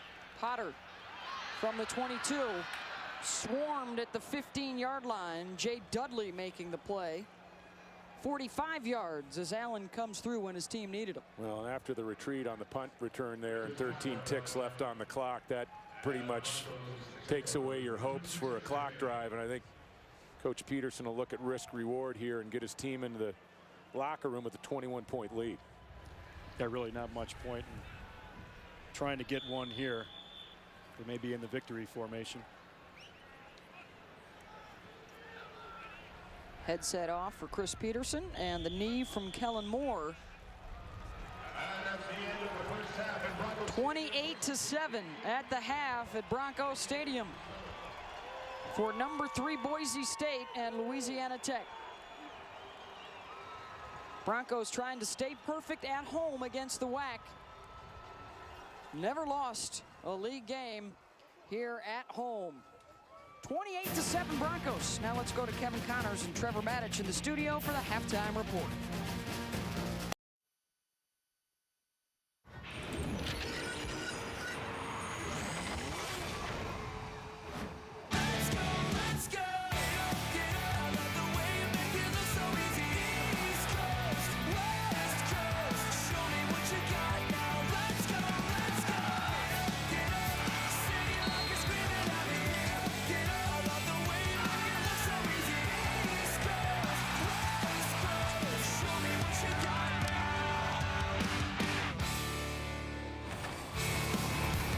Football primetime from Broncos Stadium in Boise, Idaho. And the number 3 Broncos with a 28-7 lead as we get set to start the second half. Beth Mowins, David Norrie, Robert Smith. And guys, at one point this was tied at 7-all late in the first quarter. And then the offsides on the attempted kickoff, followed by the unsportsmanlike penalty, really took its toll on Louisiana Tech. Well, it really did. And if you're going to come in and upset the number 3 team in the country, you've got to take advantage of your opportunities. Louisiana Tech has moved the ball well at times. They've gotten some good stops. They had an opportunity to cover a fumble and keep the lead to 14 points going in. But classic Boise State, you look up at the scoreboard and it's 28-7. You know, some guys, they say, are sneaky fast. With this Boise State team is just sneaky efficient. They just score points. They just do such a great job of staying in the ball game, staying focused. I'm just very impressed. This is the first time that I've seen a team like Boise State in person, and it's something else. I tell you, it's a great environment. And they pride themselves on their depth and on everybody's ability to get involved on particular plays. As we take a look at our game track, brought to you by Fidelity Investments, it was Shoemaker in that first half that made some of the big plays. Oh, you're right. He was the big play guy, even though he isn't on paper a big play wide receiver. And you look at the statistics here, 14 minutes on possession, very uncharacteristic of a Boise State, allowing a team to move the ball on him in that fashion. Well, I mean, only 145 yards, though, defensively, and third downs, obviously 1 for 7, as you could see there. So defensively, I think this Boise State team is still pretty good, considering all of the trick plays that you get out of Louisiana Tech. And of course, they're going to see that for the rest of the season. Every team they're going to play, it's going to be the game that's circled on their schedule, and they're going to throw everything they can at them. Well, and you, again, the missed opportunities, 1 for 7 on third downs, and you get down not necessarily in the red zone, but you cross the 50-yard line, and they're not finishing drives. And also some bad punts early. I think the field position battle there. Certainly you can't afford, with this powerful Boise State offense, to put them on a short field. The punt team has been not very good. Phillip Livas back deep. He won't have a chance. Another one through the touchdown. Louisiana Tech told us they'd try everything they could, and they've shown that here in the first half. Yeah, they certainly have. And you talked about this, trying the onside kick. They were offsides on that one. Ran the Statue of Liberty play to Lennon Creer there. They tried it again later. Tried this play. Great job. Crawford there, staying patient, not falling for it. So that's this Boise State defense. I mean, these guys, even when you have these kind of trick plays, I mean, there's really no way to scheme for things like that. They're just so disciplined that they never really get that far out of position. No, they're so experienced. A team that returns 10 of 11 starters off a defense that was very highly rated a year ago and really dominated the bigger teams, Oregon and TCU, on their schedule. First down, Ross Jenkins to the air. And the pass completion, and let's go down to Heather Cox. Beth, I was able to catch up with Sonny Dykes, who was still very frustrated at that offsides call that earned him an unsportsmanlike conduct call. He still contends that they weren't offsides. As far as the second half goes, they want to improve their defense, especially their pass rush and their third down defense. Also, running back Lyle Feet, who injured his ankle in the first half, will not return. He joins Ahmad Page on the bench. That's a couple of wide receivers that won't be back. Creer on the carry to the 33-yard line. The replays did show that Ryan Williams was indeed offsides on the kick, and he's the guy that ended up recovering the onside kick. And that's really, Robert, what you alluded to when the field position really started to change in Boise's favor as well, after the penalties were assessed. Out of the gun, Creer. Stuffed at the 34-yard line. J.C. Percy was there first with the hit. Well, and it's interesting when you listen to coaches' vernacular, they say that's the point where the field position flipped on us.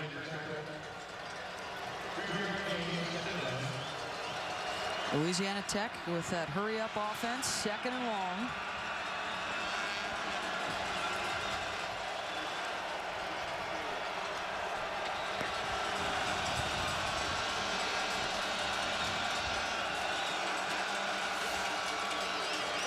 Jenkins back to throw. Dropped across the middle. Jonathan Brown had a shot at it. As a quarterback, you not only have to find receivers down the field, make your reads, look out for danger, but you also have to try to fit the ball in between your own offensive linemen and defensive linemen that are taught to get their hands up on delivery. 3rd and 8. Nice job by Chase Baker on that play. Knew he couldn't get to the quarterback. Knew he couldn't get in there. Just go ahead, jump, try and touch it. Old tip drill. Jenkins caught by Compton, very close to the first down marker at the 43. Second catch for Compton. Acree with the tackle. That's a nice play by Compton after the catch to try to knife the ball upfield for a first down. And if Louisiana Tech doesn't pick this up, these are the spots in a game when you're down 28-7 and you're tempted to roll the dice. Nice job by the Boise State defense really there. I mean, you can afford to give those underneath type routes up. Put some emphasis on your tackling, and that's something that Pete Kwiatkowski talked about coming into this ball game with so much movement offensively and all the crossing routes. You know they're going to catch some of those shorter passes. Just have to be very sound in your tackling. And just a couple inches short, and I think Sonny Dykes is probably going to go for this, especially when the option is to play it safe, but then give the ball back to Kellen Moore. They haven't been punting that well, as we said earlier, as well, so might as well try. And they've done this a lot, 10 of 15 on 4th downs coming in tonight. Jenkins goes about 6'3", 218 pounds, maybe 220. They're not going to line him up under center, so quarterback sneak, not an option here. They're 0 for 1 tonight on 4th down. I don't like shotgun formation if they are going to snap this. Clear. Stumbles out. The spot looks like it'll be across the 43. First down for the Bulldogs. And he's got the first down yardage.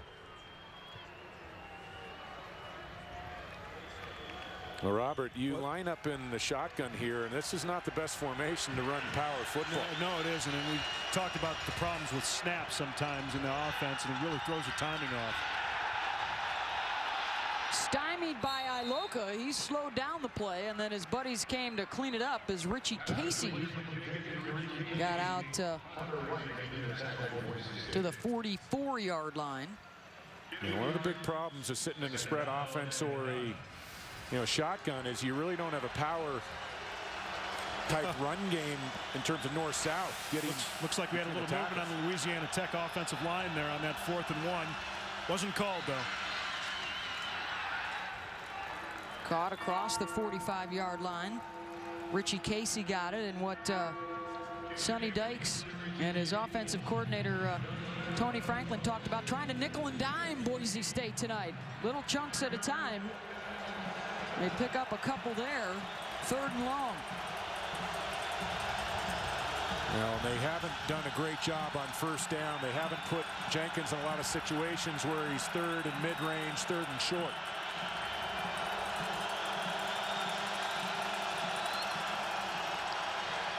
Four-man rush. Jenkins, penalty flag down. First down yardage for Ray Holly out of the backfield. Well, this is interesting here. And I wondered if Holly might have gotten away with the push-off. The flag came late, and it looked like the official was focused on the route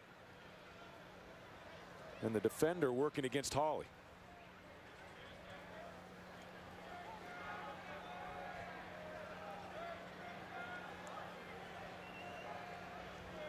Jenkins talking the officials. Looked like he gave him the, hey, we're not going to take it sign. Defense, number 52. Acree with the hold. And Louisiana Tech will take the first down yardage instead. Yeah, Holly with an active route coming out of the backfield. Keep an eye on the left side of your screen. And there it was. That's one way to cover a running back coming out, right? Yeah, or at least to slow him down. And not effective because Holly ended up making the catch. Jenkins sacked at the 47. Jarrell Gavins coming from the secondary, along with J.P. Nisby. Yeah, Nice. They brought it off the edge. It was, in effect, a corner blitz off the boundary. 3rd sack of the night, and an injured player for Louisiana Tech. And here's right off the corner here, the blitz. And we see him falling back. Just that was an awkward play. McGill. Let's take a look. No, it's actually. That's Cudahy Harmon. That's Cudahy Harmon, the right tackle. The guy who's been playing exceptionally well. He got his foot caught in the turf, it looks like. And that knee just gets turned under. He hyperflexes that knee. Been through that one. I've been through just about every knee injury there is out there. We'll take a timeout. 28-7 Boise State.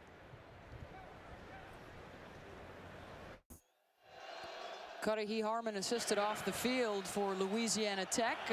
We just saw the promo for the BCS countdown special, and who better to talk a little BCS than you two guys. Robert, there have been occasions, actually 2 of them, 04 and 09, where there have been multiple undefeateds not getting entrance into the BCS. Could it happen again this year? And that could be trouble for Boise, even if there are multiple undefeateds. Yeah, no question. It could be Boise State and TCU. Michigan State's one of those teams, maybe Missouri. I mean, I'm thinking that, you know, if Auburn wins out, Oregon wins out, they're probably going to make it to the national title game unless you get some #1 votes, as Brad Edwards has said, for Boise State in one of those 2 polls. On second down, Jenkins, and pass incomplete, but there's going to be a penalty against Boise State, just their 2nd of the game. Interference going to be the call on the defense. David, certainly interesting to talk about whether or not Boise State could catch one of those 2, or, you know, is there still a wild card, say in Alabama, that's got such a difficult schedule coming up, whether a 1-loss team could end up jumping them? Well, I think that's the biggest question. Could a power team like in Alabama with 1 loss jump Boise State? And again, this is all assuming Boise State wins out. I think they've got a very tough schedule, or at least a tougher schedule than a lot of people give them credit for in the WAC. But also, you know, how about a Missouri or a Michigan State? If one of those 2 teams that trailed Boise State right now in the BCS, if they end up running the table and are undefeated at the end of the season, would they jump a Boise State team? So well, Michigan State's going to suffer because they don't have Ohio State on their schedule. They would have beaten the Wisconsin team, and they would have beaten Iowa on the road, who they have this weekend. But that may not be enough, especially Iowa now with 2 losses. Creer, the first down carry, picks up a few inside the 30. Yeah, when you look just at win percentage of their opponents, Michigan State, actually their opponents are under 500 the rest of the way, where actually the best opponents' winning percentages would be on Utah's schedule and Boise State's schedule. Well, yeah, and you can't leave TCU or Utah out of the talk, and of course they're going to match up, so they're going to have something to say about it before this is all over. And you know, I think Michigan State is one of the more talented teams in the country right now. On 2nd and 7, Creer sheds 1 would-be tackler, pulls another one inside the 25. How about the job that Gary Pinkel has done with Missouri and the way they took care of Oklahoma? I mean, they have an argument as well, and it's the good thing is that there's still a lot of football to be played. We're not even into November yet. And will it be 4 weeks in a row that the top team falls? 7 unbeatens, including Boise State. The other 6 are all on the road this weekend. Jenkins with the spin move, going for Livas in the end zone. Broken up. Brandon Thompson. Well, Brandon Thompson, the MVP of the Fiesta Bowl a year ago, had the pick against TCU for the touchdown, and this ball has to be thrown earlier. Jenkins got to get the ball up and give his receiver a chance to run away from Brandon Thompson. Yeah, and Philip Livas isn't the biggest guy in the world, so you definitely need to get that ball up as soon as he's clear of the defender. Going for it again on 4th down. They're 1 for 2 in the game, and they're going to call a timeout before the snap. 9:43 to go here in the 3rd quarter. 28-7, Boise State with the lead over Louisiana Tech. Beth Mowens, David Norrie, Robert Smith, and Heather Cox tonight from Broncos Stadium.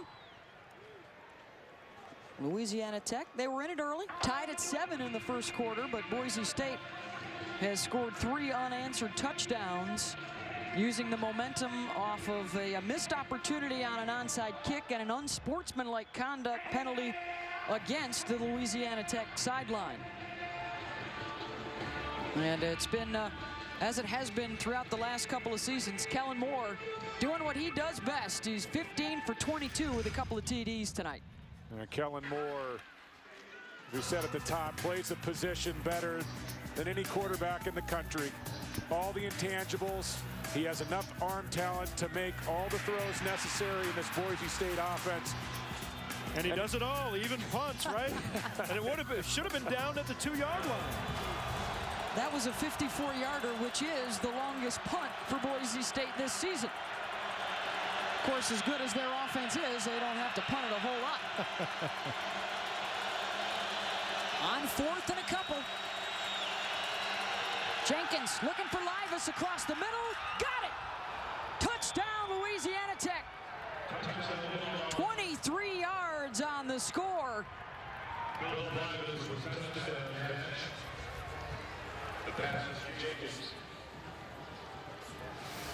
Well, this is an exceptional route, and you got to give the offensive line a lot of credit. A nice job of picking up the pressure up front. Well thrown ball. Yeah, it was, and we talked about the difference last time. Ross Jenkins got that ball out a little bit early, and because of the size of Philip Livas, really had to get that thing in the proper position, give him an opportunity. Not very tall. Oh, and a botched PAT.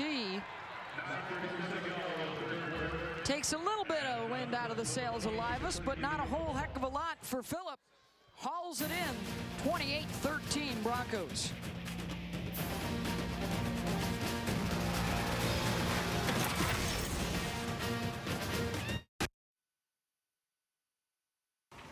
ESPN's College Football Primetime, brought to you by Goodwrench, real experts offering real value every day.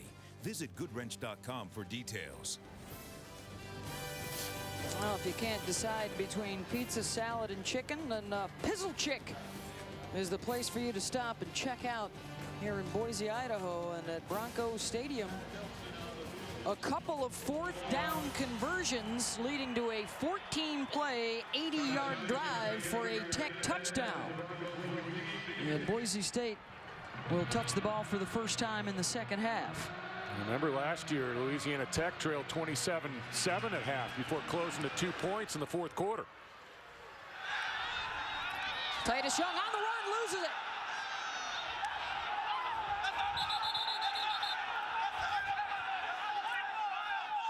Louisiana Tech recovers.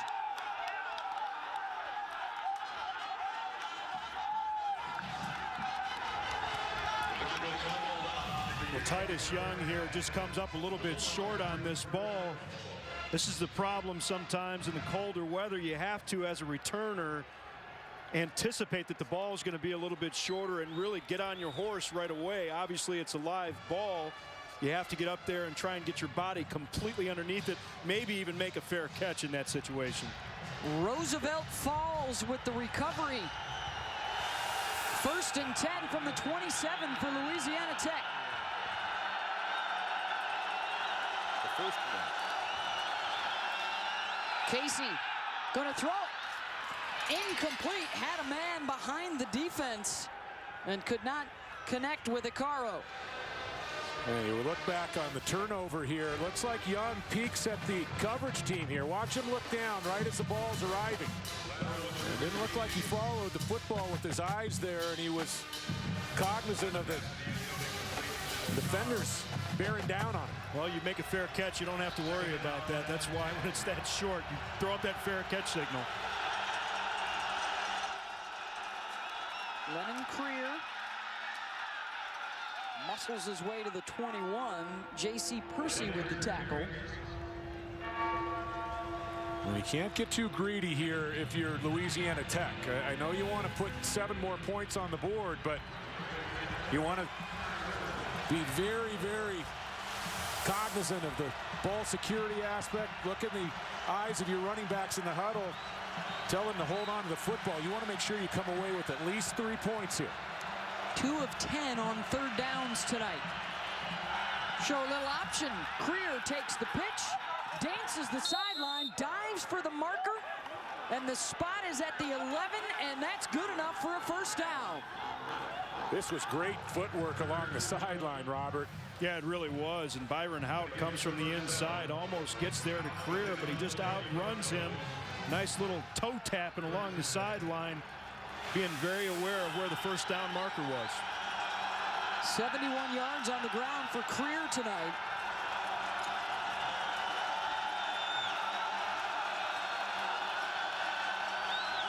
Livas to the left, Icaro wide right. They bring the corner blitz. Jenkins taken down at the 19. Shea McClellan got to him. 4th sack of the night. Well, this was a max protect. Louisiana Tech only getting 2 wide receivers out into the pattern. And Jenkins didn't have a lot to work with down the field. Not a very good picture. McClellan stays with it and gets the sack. Just absolutely relentless, and that's what he's known for. Pete Kwiatkowski speaks very, very highly of his athleticism and his intelligence. You could see, though, just doesn't stop until he gets his man. Creer's got some room through the left side to the 14-yard line. Percy again on the tackle. You have to give a lot of credit to this offensive front for Louisiana Tech. They're creating some creases, and they come into the game against the #1 rush defense in the country. Quick on the snap. Creer inside the 10. To the 9-yard line again. Percy on the tackle as they continue to follow Rob McGill on that left side. That's interesting. We're looking at 4th down here. It looks like Sonny Dykes is saying stay on the field. I don't agree if they snap the ball here with this call. I think you need the 3 points here. You're early in the 3rd quarter. You can make it a 12-point game. Not many teams have been this close, Robert. 2 of 3 on 4th down tonight. Play action to the end zone, and it's batted down. And Louisiana Tech, off of the turnover, comes up empty. Now that's an act of desperation in my book. Just under 7 minutes to play. You've just scored to cut the lead. You can take the 3 points, and you're down in a compressed area of the field. I don't think you need to roll the dice there. Well, but even cutting the lead to 12, you still need you need 2 touchdowns at that point. Well, but you start thinking about 2 scores when you get into the 4th quarter. I mean, we're just inside 7 minutes in the 3rd, and you take points where you can get them as the situation dictates. Chase Baker was the defender that knocked that down, and here is the first offensive play of the 3rd quarter for Boise State. And it's Doug Martin off the right side for a couple.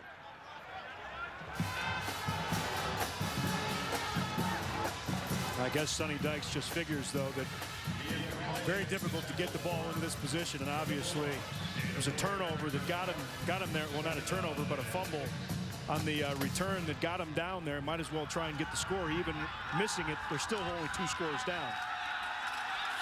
Martin breaks into the secondary. 1st down out to the 25-yard line. Dudley tripped him up, but not before Doug picked up 11. Now, Boise State, their ability to move the football, their dynamic quarterback, passing game, run game, forces you to make some decisions that you normally wouldn't make. And, you know, Sonny Dykes talked to us on the phone earlier this week, and he said one of the big keys was to stay in touch in this game and keep it a close game. And I think that plays into, you know, go ahead and take the 3 points there. Make things uncomfortable for Boise State. Martin on the delay. Doug Martin across midfield and hauled down inside the 40 by Javante Crowe.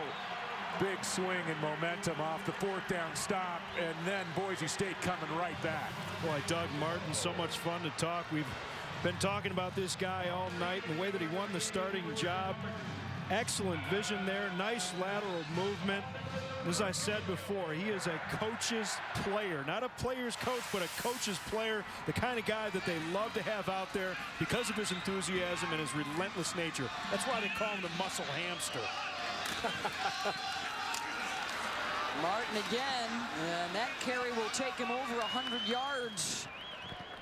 The muscle hamster, he's got that wheel going pretty good in the hamster cage tonight. Yeah, he's a running back that is very good between the line of scrimmage and 20 yards. He's not going to run away from defensive backs, but he is a tone setter in terms of the way that you want to get up and exhibit a physical run game between the tackles. 2nd and 4. On the end around, to Titus Young, diving inside the 30. Will set up a 3rd and short. We talked to Coach Harsin, the offensive coordinator, and There's all the talk going into that Virginia Tech game about could Boise State handle the physical run game of Virginia Tech and the way they come downhill at you. And the way that Doug Martin came out in that game. Boise State was the first team to smack Virginia Tech in the mouth.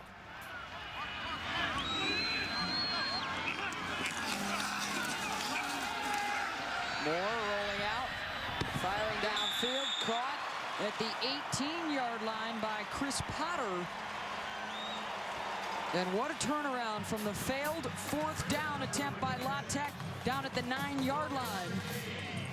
And Moore, not the most mobile quarterback, but he gives you just enough movement to create openings down the field. Yeah, nice call by Brian Harsin, the offensive coordinator there. Obviously, rolling to the left is a natural direction for Kellen Moore because he's a left-hander. Nice catch there by Potter. Avery taking the direct snap. Running back drops it, scoops it up, and he's going to score.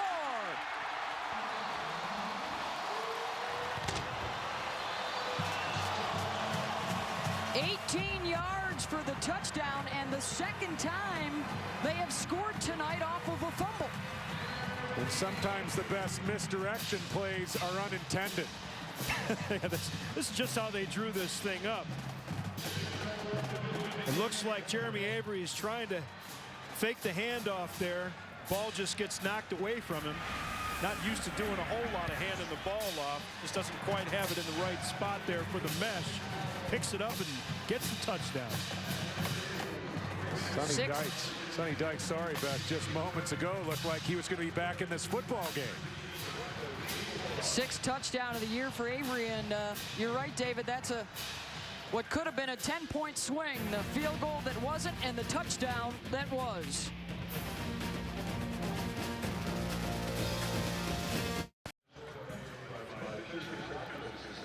(35-13), Boise State needing 3 minutes and 6 seconds to score. And Pettis coming in motion, the mesh too tight. But once that football hit the blue turf, you could see the Louisiana Tech defenders over pursuing, trying to come up with a loose football, and that created a huge void on the left side of the field. Avery with the speed to get outside and take advantage. Boise State has only had the one possession after they turned it over for just the 8th time all year. But the debated decision that you guys talked about, do you try and go for the touchdown if you're Sonny Dykes? He elected to do that instead of putting the 3 points on the board. And Boise State responded with the long drive for the touchdown. Livas fakes the handoff. Out across the 30 to the 33-yard line. Let's go to Kevin Connors in the studio. I bet the first game of the NBA season is in the books, and the Miami Heat are 0-1. Ray Allen went for 20 points. LeBron James had 31. Dwayne Wade 4 of 16 from the floor. 88-80 Celtics beat the Heat. You can catch the Heat home opener versus Orlando Friday on ESPN. Against Boise State. Well, plenty of upsets in college football in recent weeks. A bit of a surprise there as the Heat start out 0-1. And now Jenkins back to work.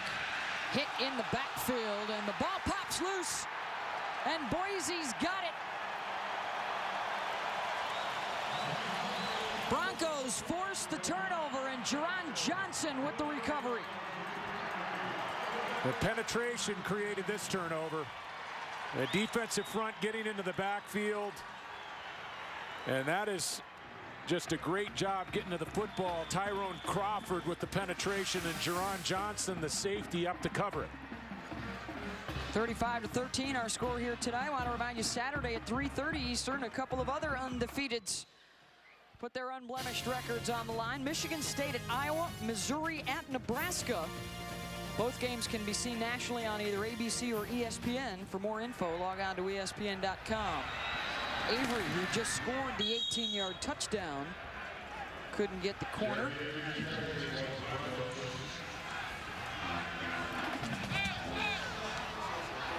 Boise State is now rushed for 120 yards, thrown for 217 tonight.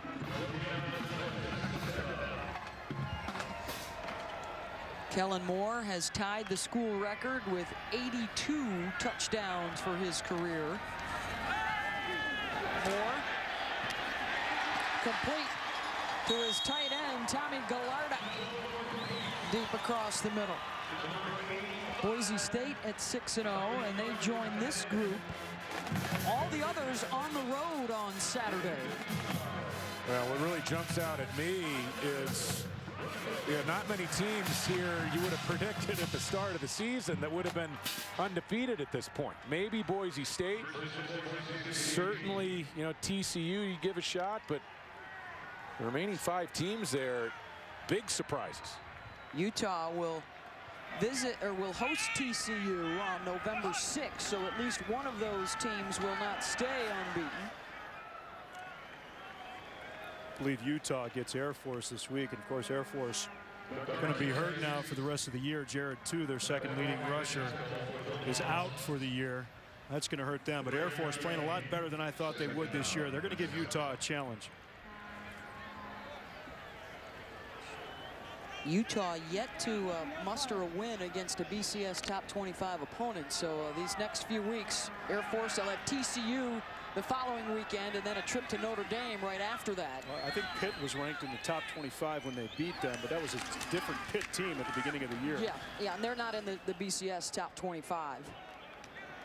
But that is their signature win to date, if you will. So, like this Boise State team, though, I don't know if fans around the country fully appreciate just how important the rivalry games are within your conference. And for a Boise State, they've still got all their big rivals to come, including Hawaii, Fresno, Nevada. And Hawaii, the #1 passing team in the country right now. Bryant Moniz is throwing it all over the park. He's been red hot.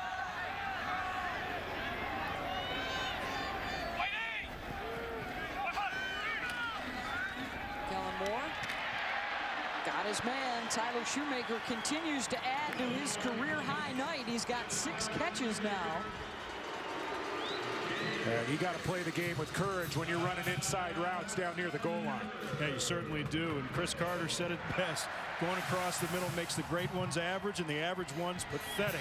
Tyler Shoemaker does a nice job there, just realizing where he is and where the defenders are, but still gets full extension on his arms to make the catch. Moore to Avery, and Kellen Moore catches the touchdown pass from Austin Pettis.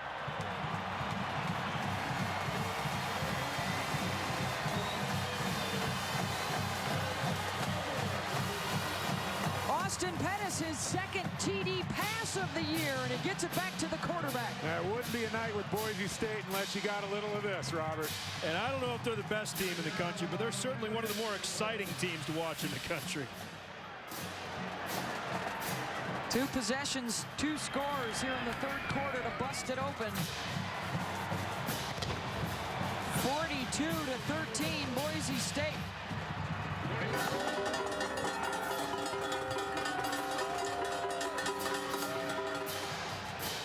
Elvis has not left the building yet, and Boise State impressing perhaps some of the voters around the country.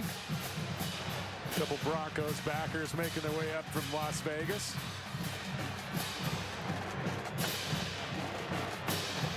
Time now for our Building a Program, brought to you by Craftsman. And Boise State, no, this didn't happen overnight. 1999, a 10-3 record, their first FBS Bowl victory. They went 12-1 in 2002, their first season ranked in the AP poll. Then the undefeated season in the Statue of Liberty in Johnson in 06, their first BCS Bowl win.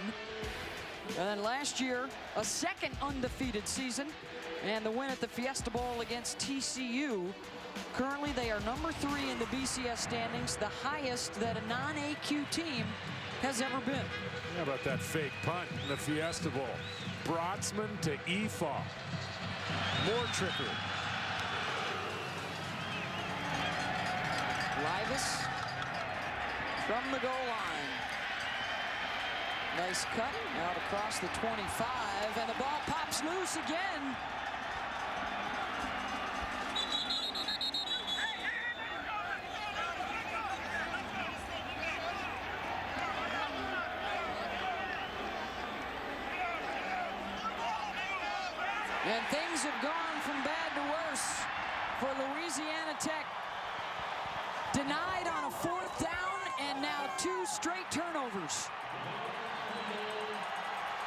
The worst possible thing that you can have happen for you if you're Philip Livas. Just can't afford to put the ball on the ground. Have to understand where defenders are coming from. Make sure you get that ball secured. Anytime you're in traffic, you have multiple defenders bearing down on you. You have to get two hands solidly on the football. Livas, one of the better kick return men we've ever seen in the college game. 6 return touchdowns in his career. The record is 8. Hazen Moss had the hit that jarred it loose. Moore. Complete to the 20-yard line. Kyle Efaw with the catch, and there is a recap of that Craftsman building a program for Boise State. You got to give credit to the coaches over the years that helped build the program, Robert. There's Dirk Cutter, Dan Hawkins. And now Chris Peterson in his 5th season, 55-4, the record for Coach Pete. Looking to add to it tonight. 4th quarter coming up in a 42-13 Boise State lead.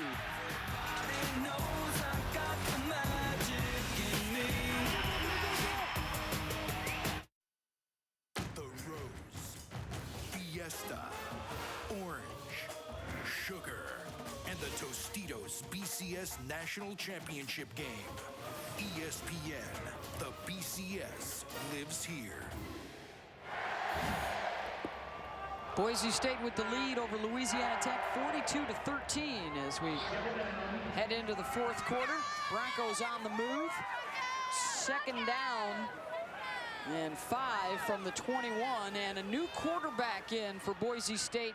Freshman Joe Southwick out of Danville, California, now on replacing Kellen Moore.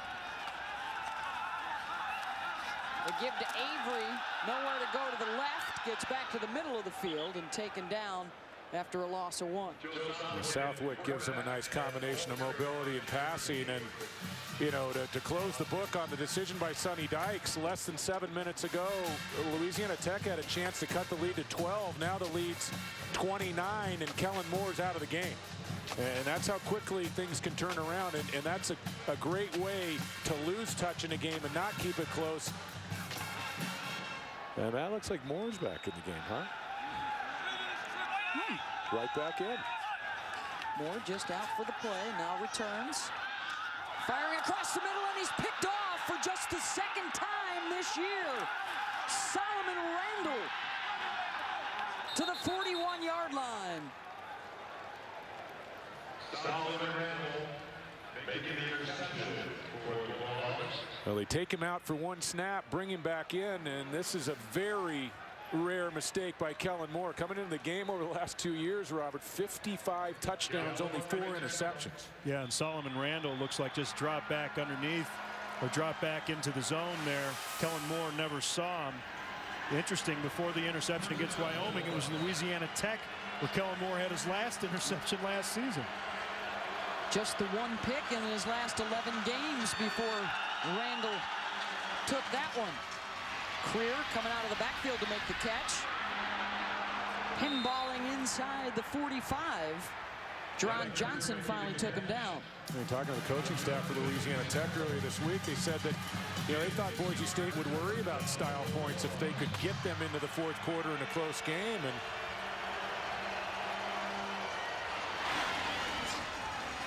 Creer on the carry. They had the ability to keep it a close game, and you figure maybe you get some breaks, they get a turnover, but that's really been the fact of the matter this year against Chris Peterson's teams. Not one team, with the exception of Virginia Tech, has made this team feel uncomfortable anywhere near the 2nd half. Creer again inside the 40. He's accounted for over 120 yards of total offense now tonight. Well, Saturday night at 8 Eastern, it's a Pac-10 showdown with Oregon and USC. That's where the College Game Day crew will be as well. Some of you will get Ohio State, Minnesota. For more information, log on to ESPN.com. As the Ducks try and avoid the fate in recent weeks of Oklahoma and Alabama.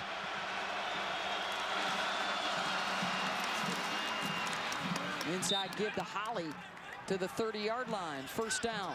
I think the Ducks are going to try to avoid the fate of California a couple of weeks ago, falling behind 42-zip at halftime down at the Coliseum.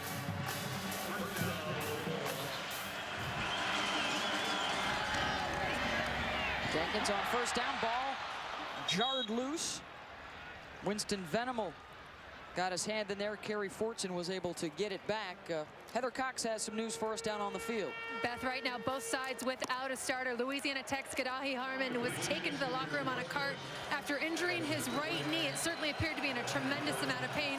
It took the training staff a long time to cut through his pants and his knee brace. He actually left in tears with his O-line surrounding him around the cart. Now for Boise State, they're without their DB, Brandon Thompson, with the injured shoulder. He won't return. Thank you, Heather. Second down. Caught at the 25.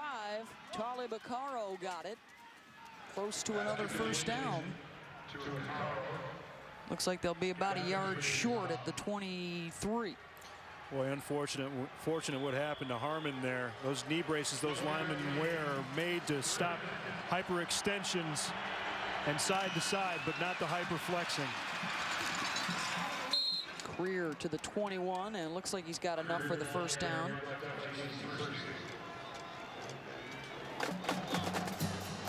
Jordan Mills, by the way, is the guy that has replaced Harmon at right tackle. Really like the way they're using Lennon Greer in a lot of different ways in this offense. The transfer from Tennessee certainly getting more comfortable. He's dangerous and versatile. Greer again. For Lennon, his 27th carry of the night. As I said, he's been doing a lot tonight. This defense was giving up 1.7 yards per carry. That's what we call tough sledding in business. Very hard days against a defense like this, the #1 rush defense in the country coming in. 94 yards on the ground for Louisiana Tech tonight. 4 receivers, with Compton joining Jenkins in the backfield.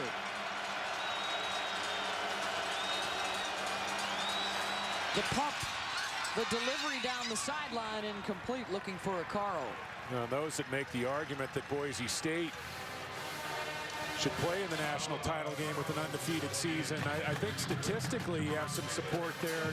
You look at this defense, #1 in the country in total defense, #2 in the country in scoring defense, and they're #4 in both scoring offense and total offense. Well, the argument's going to be, though, that the competition wasn't as strong, so that can help the numbers there, certainly.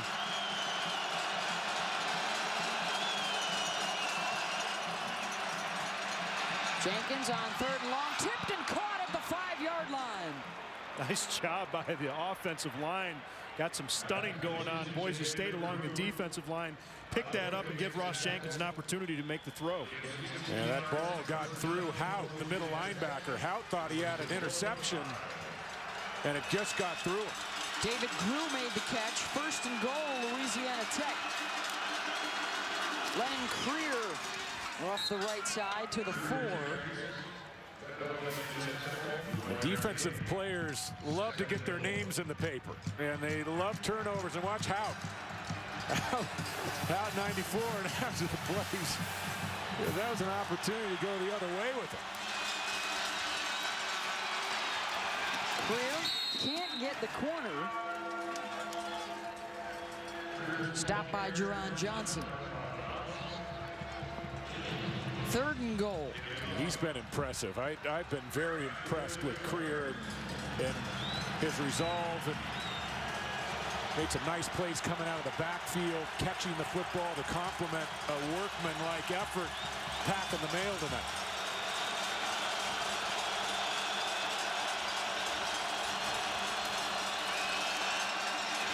Jenkins in trouble, incomplete. Winston Venable making another play defensively. Yeah, they're trying to set up the throwback across the field. The play action to the right. And they're trying to dial back See it coming play side, and he wanted to throw back against the grain. I think that was Ryan. Is that Ryan Allen? I think it was Chandler Spence. 4th and goal.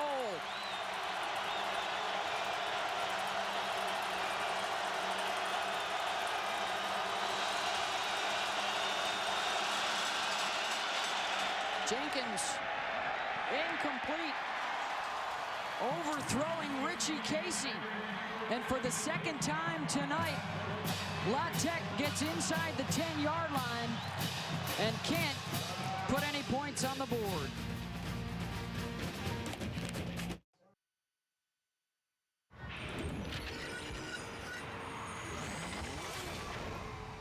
They're a good playing team. They got the #1 defense in the nation. They're probably got the best quarterback that Boise has ever seen in its history.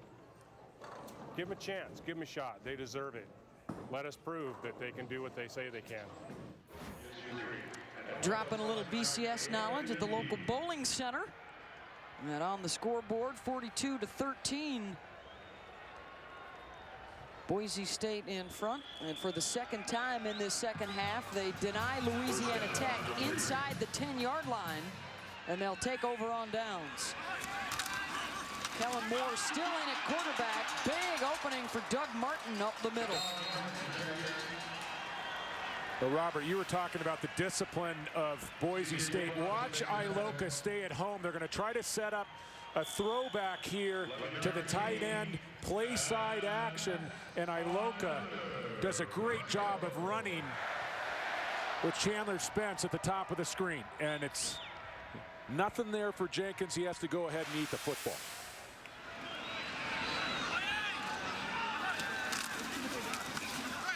First down pickup for Martin. He'll get the call again. Doug up to 117 yards on the night. His season high, 138 against Oregon State. And that's Van Hall off to the sideline with the stinger.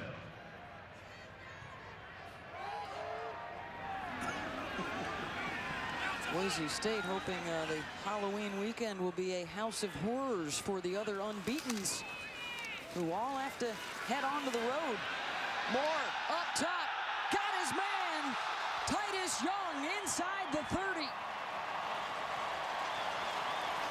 Elijah Page on the coverage, 53 yards on the pickup. Yeah, the coaches have talked to us about Kellen Moore. The deep ball used to be a weakness of his. This is an over-the-top post throw, and it is right on the money, in stride to the fastest member of this Boise State team. Impressive throw there, and 53 yards on the reception. A lot of that through the air, too. Really showed some strength and accuracy. Perfect amount of touch on that football. 4 catches for Young, 5 for Pettis, 6 for Shoemaker tonight. And more of the steady diet of Doug Martin to the 20. When you look at the smiles on the sideline, Boise State, Coach Peterson talked about it before kickoff. He likes to have his team get out there and have fun and enjoy themselves and play it like a playground situation, and they're really enjoying it tonight. And I think it's interesting when you talk about the way that they recruit, and Coach Peterson said they don't harass players. They want guys that want to play here, and you can see that in the way that they play football games. And good balance tonight, guys. 31 rushes, 29 passes. More of Martin, and another touchdown. 20 yards on the run for Martin, and his second score of the night. Watch how this hole opens up, and he just takes it, Robert. Yeah, he's an impressive back. Maybe not the fastest guy in the world, but he certainly is football fast. Sees the backside hole and accelerates so well on that play. Doesn't give anybody a chance to converge and make the tackle.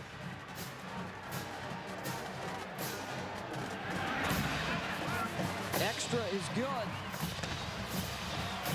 49-13, and Doug Martin 150 yards and a couple of scores.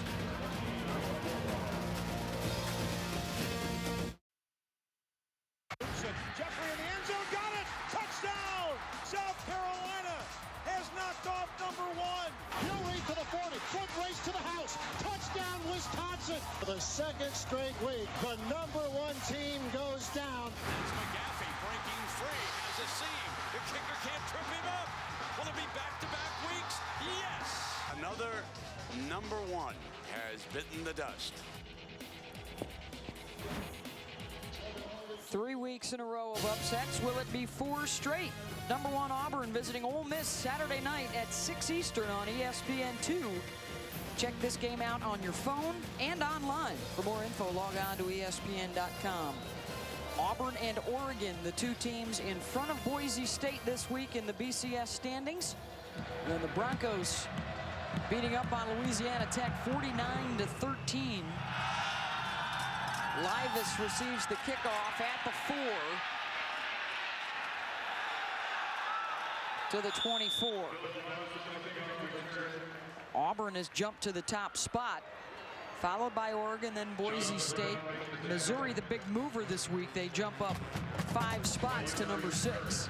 I don't think Auburn goes down this weekend, but Oregon has a big-time struggle on their hands going in and playing a USC offense that is hitting on all cylinders. And then, Robert, how about Michigan State at Iowa? It's going to be an interesting game. Michigan State's really eked out some close wins this season. Took the fake field goal in overtime to beat Notre Dame, and of course last week came up with some big plays to fight back against Northwestern. Lennon Creer, plenty of room. Diving out to the 47-yard line. Creer over 100 yards on the day. George Iloka with the tackle. Now this is a pretty run, stepping through some tight space here at the line of scrimmage. Yeah, covers a lot of ground when he jumps laterally and still is able to maintain balance and get right back upfield. He's going to be fun to watch the rest of the season. His 31st carry of the night, and he picks up 8 more, tackled by Hunter White. And Lennon says, hey, I need a break. Once again, I hate to change the subject, but talking about Cameron Newton at Auburn, he can't come out of the ball game, or he very rarely does. You can see right there how tired you get after those runs. Icaro reaching down to the 38-yard line. Iloka again with the tackle. It's been a day where we've seen Boise State score on 4 drives of over 70 yards, 2 of them over 90. And we've also watched as Doug Martin has rushed for a career-high 150 yards. And Kellen Moore, with a couple of touchdown passes, has tied for #1 with 82 career TDs here at Boise State.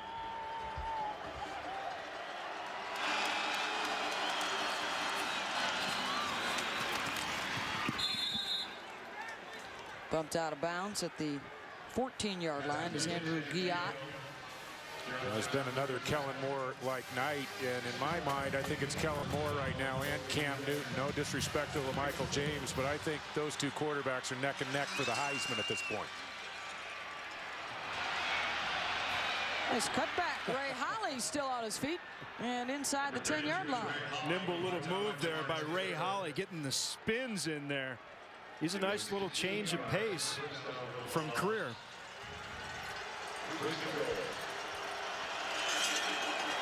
Quickly back to the line of scrimmage. Jenkins, Talib Icaro down at the 6. Jerron Johnson makes the tackle. 5th catch tonight for Icaro. Icaro was a guy that Louisiana Tech had to get more involved in this game. He's really the most consistent wide receiver, and we have not called his name much. Creer, head-on collision at the 4, and he gets down to the 3-yard line.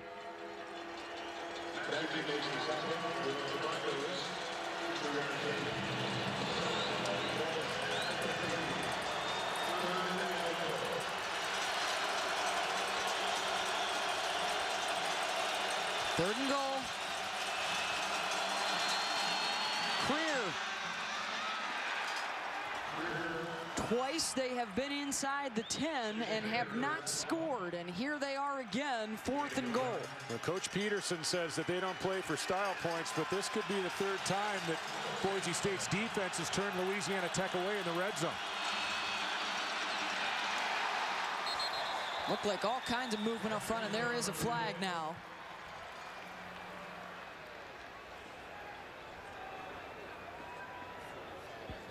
Offside, defense. The penalty is half the distance.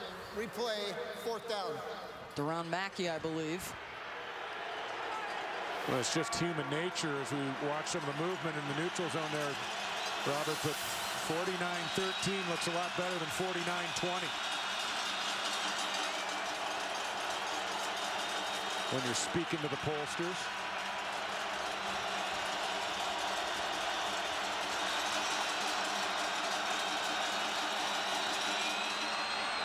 Clear, no!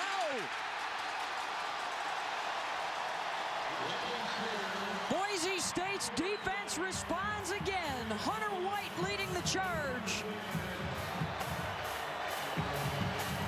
Well, I think this says a lot about this Boise State team. Obviously up 49-13, but this defense has a sense of pride.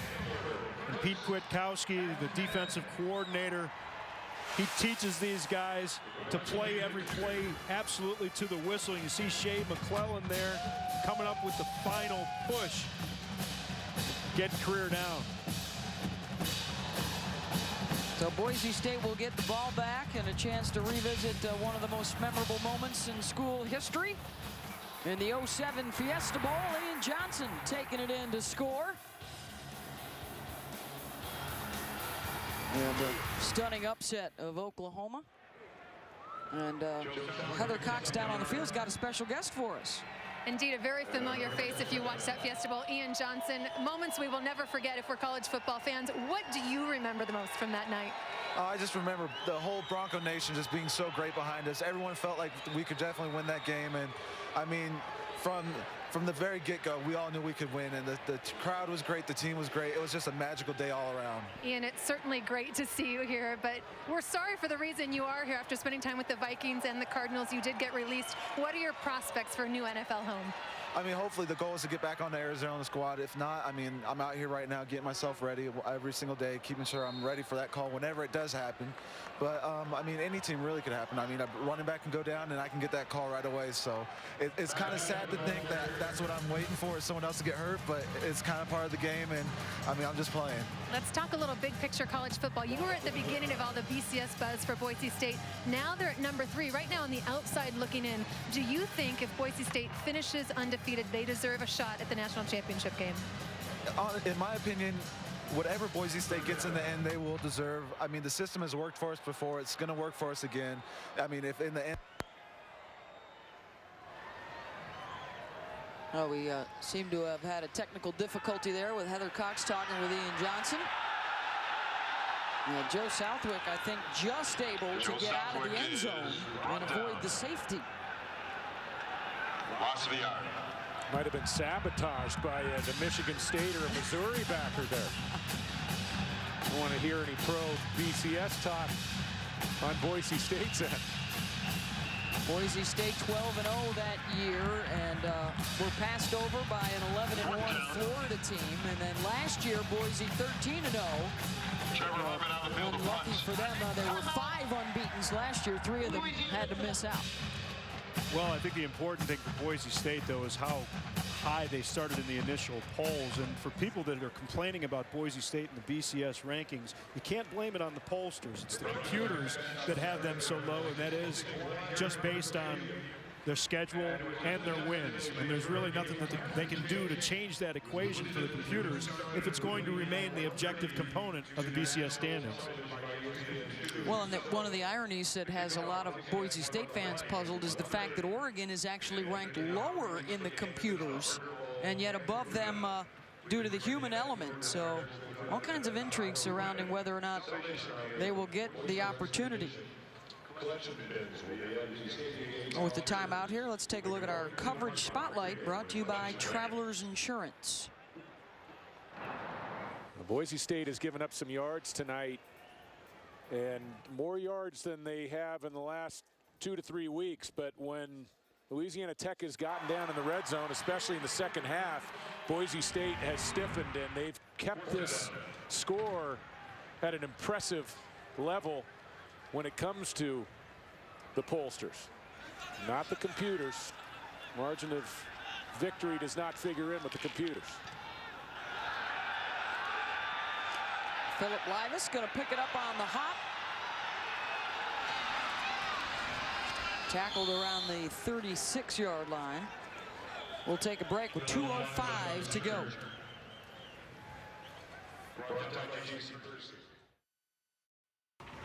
ESPN's College Football Primetime, brought to you by the new 2011 Lexus IS, wheeled precision, and AT&T. Find out what's possible with the nation's fastest mobile broadband network. AT&T, rethink possible. The Boise State Hall of Fame here on campus. The helmets over the years. Like that leather job there. Yeah, love the I bet people didn't lead with that helmet. Love the vintage look. They've had plenty to cheer about here. They're going to run their winning streak now to 29 in a row, and I believe 75-1 all time on the blue turf. I think it's only Northern Arizona back in 1993 that has come in here and won. They will run their winning streak overall to 21 straight and get ready for Hawaii to come in here next on November 6th.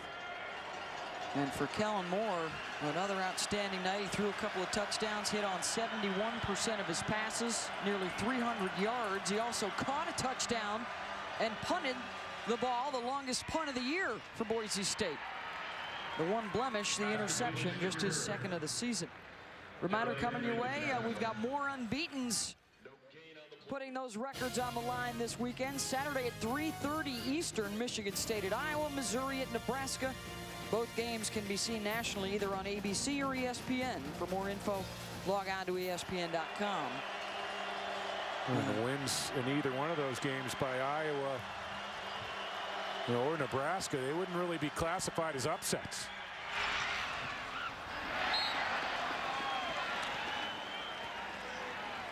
Moore with the headset on. And he tied the record for career touchdowns tonight with 82. He did a little of everything, didn't he? Yeah, I guess this will impress the Heisman voters. You kick you punt one, you catch one, you throw one, and then why not make a tackle? Pad the stats a little. Got the helmet across there. Oof. Well, that's form tackling. And a little frustration after only your second pick of the year.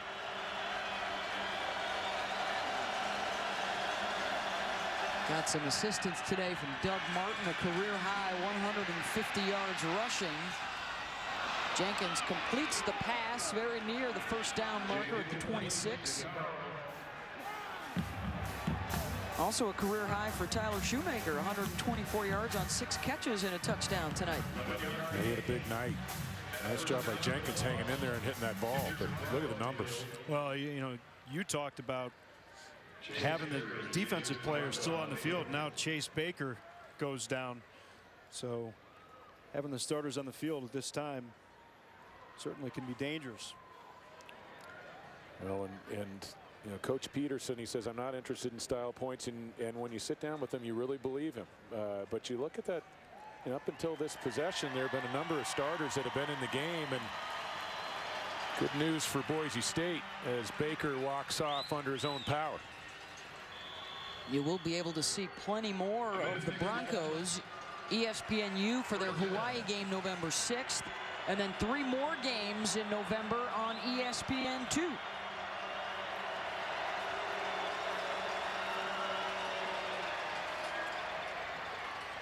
Lennon Creer continues to be a bright spot tonight for the Bulldogs, and he's in for the touchdown. 25 yards on the run for Creer. Give him 149 for the night on 35 carries. Really an impressive runner, a very versatile runner. It's a very good Boise State run defense.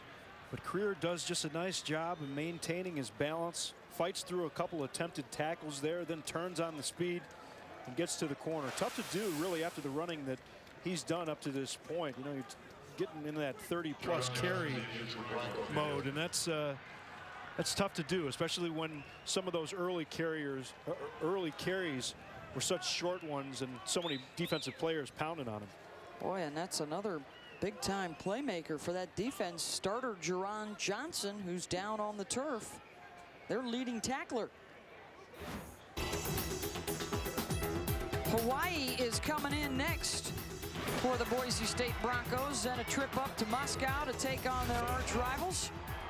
Well, then Fresno State, the original BCS buster. And Colin Kaepernick in Nevada also waiting in the wings, and they'll close out the regular season with Utah State. Jerron Johnson, you're right, Beth. If there is a guy that really is an unsung hero on this defense, it's Johnson. He's the box safety. He's the guy who comes down and is the run stopper out of the secondary. And the kick is good. Extra point makes it 49-20 with 44 seconds to go. Johnson, not only their leading tackler this year, but also the last 2 seasons for this Boise State defense. Well, he's the extra man in the box, and he played a big role in the win against Virginia Tech in the opener, the neutral field site back in Washington, D.C., FedEx Field. He was all over the field that night against the Hokies. He's got a fumble recovery, amongst other things, tonight. Once again, Boise State coming up the next 4 games on the ESPN family of networks. They could get some help still from teams in their past. Virginia Tech, 11-2 with wins over Miami and Florida State still within reach. And Oregon State, of course, can end Oregon's dream season in the regular season finale. Well, everybody figured that all they had left was the game at Nevada, but the way that Hawaii's playing and the Fresno State game, historically, always a tough game for Boise State. Yeah, and DeAndre Burrell and Utah State haven't really maintained the momentum that they had, or the performance. Another onside kick attempt on a big hit at the 43-yard line.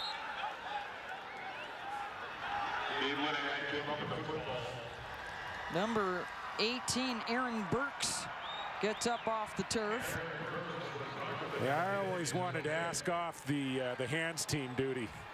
I was never interested in it, and this is one of the reasons. Ow. Wow. That is a dangerous play right there. It really is. And good news that everybody's up and walking off cleanly. That's why the rule has been changed on allowing overloads on one side. That's a good point.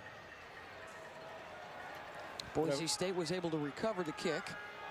I was saying about Utah State, DeAndre Burrell and that Utah State team haven't been able to carry on the way that they started against Oklahoma. It really gave them a challenge. They've struggled since then, but still a dangerous team. Chris Peterson and company taking care of their business to go to 7-0 with a 49-20 win over Louisiana Tech, and they'll sit back on Saturday and watch the remaining 6 unbeatens all head on the road to see who can survive another Saturday.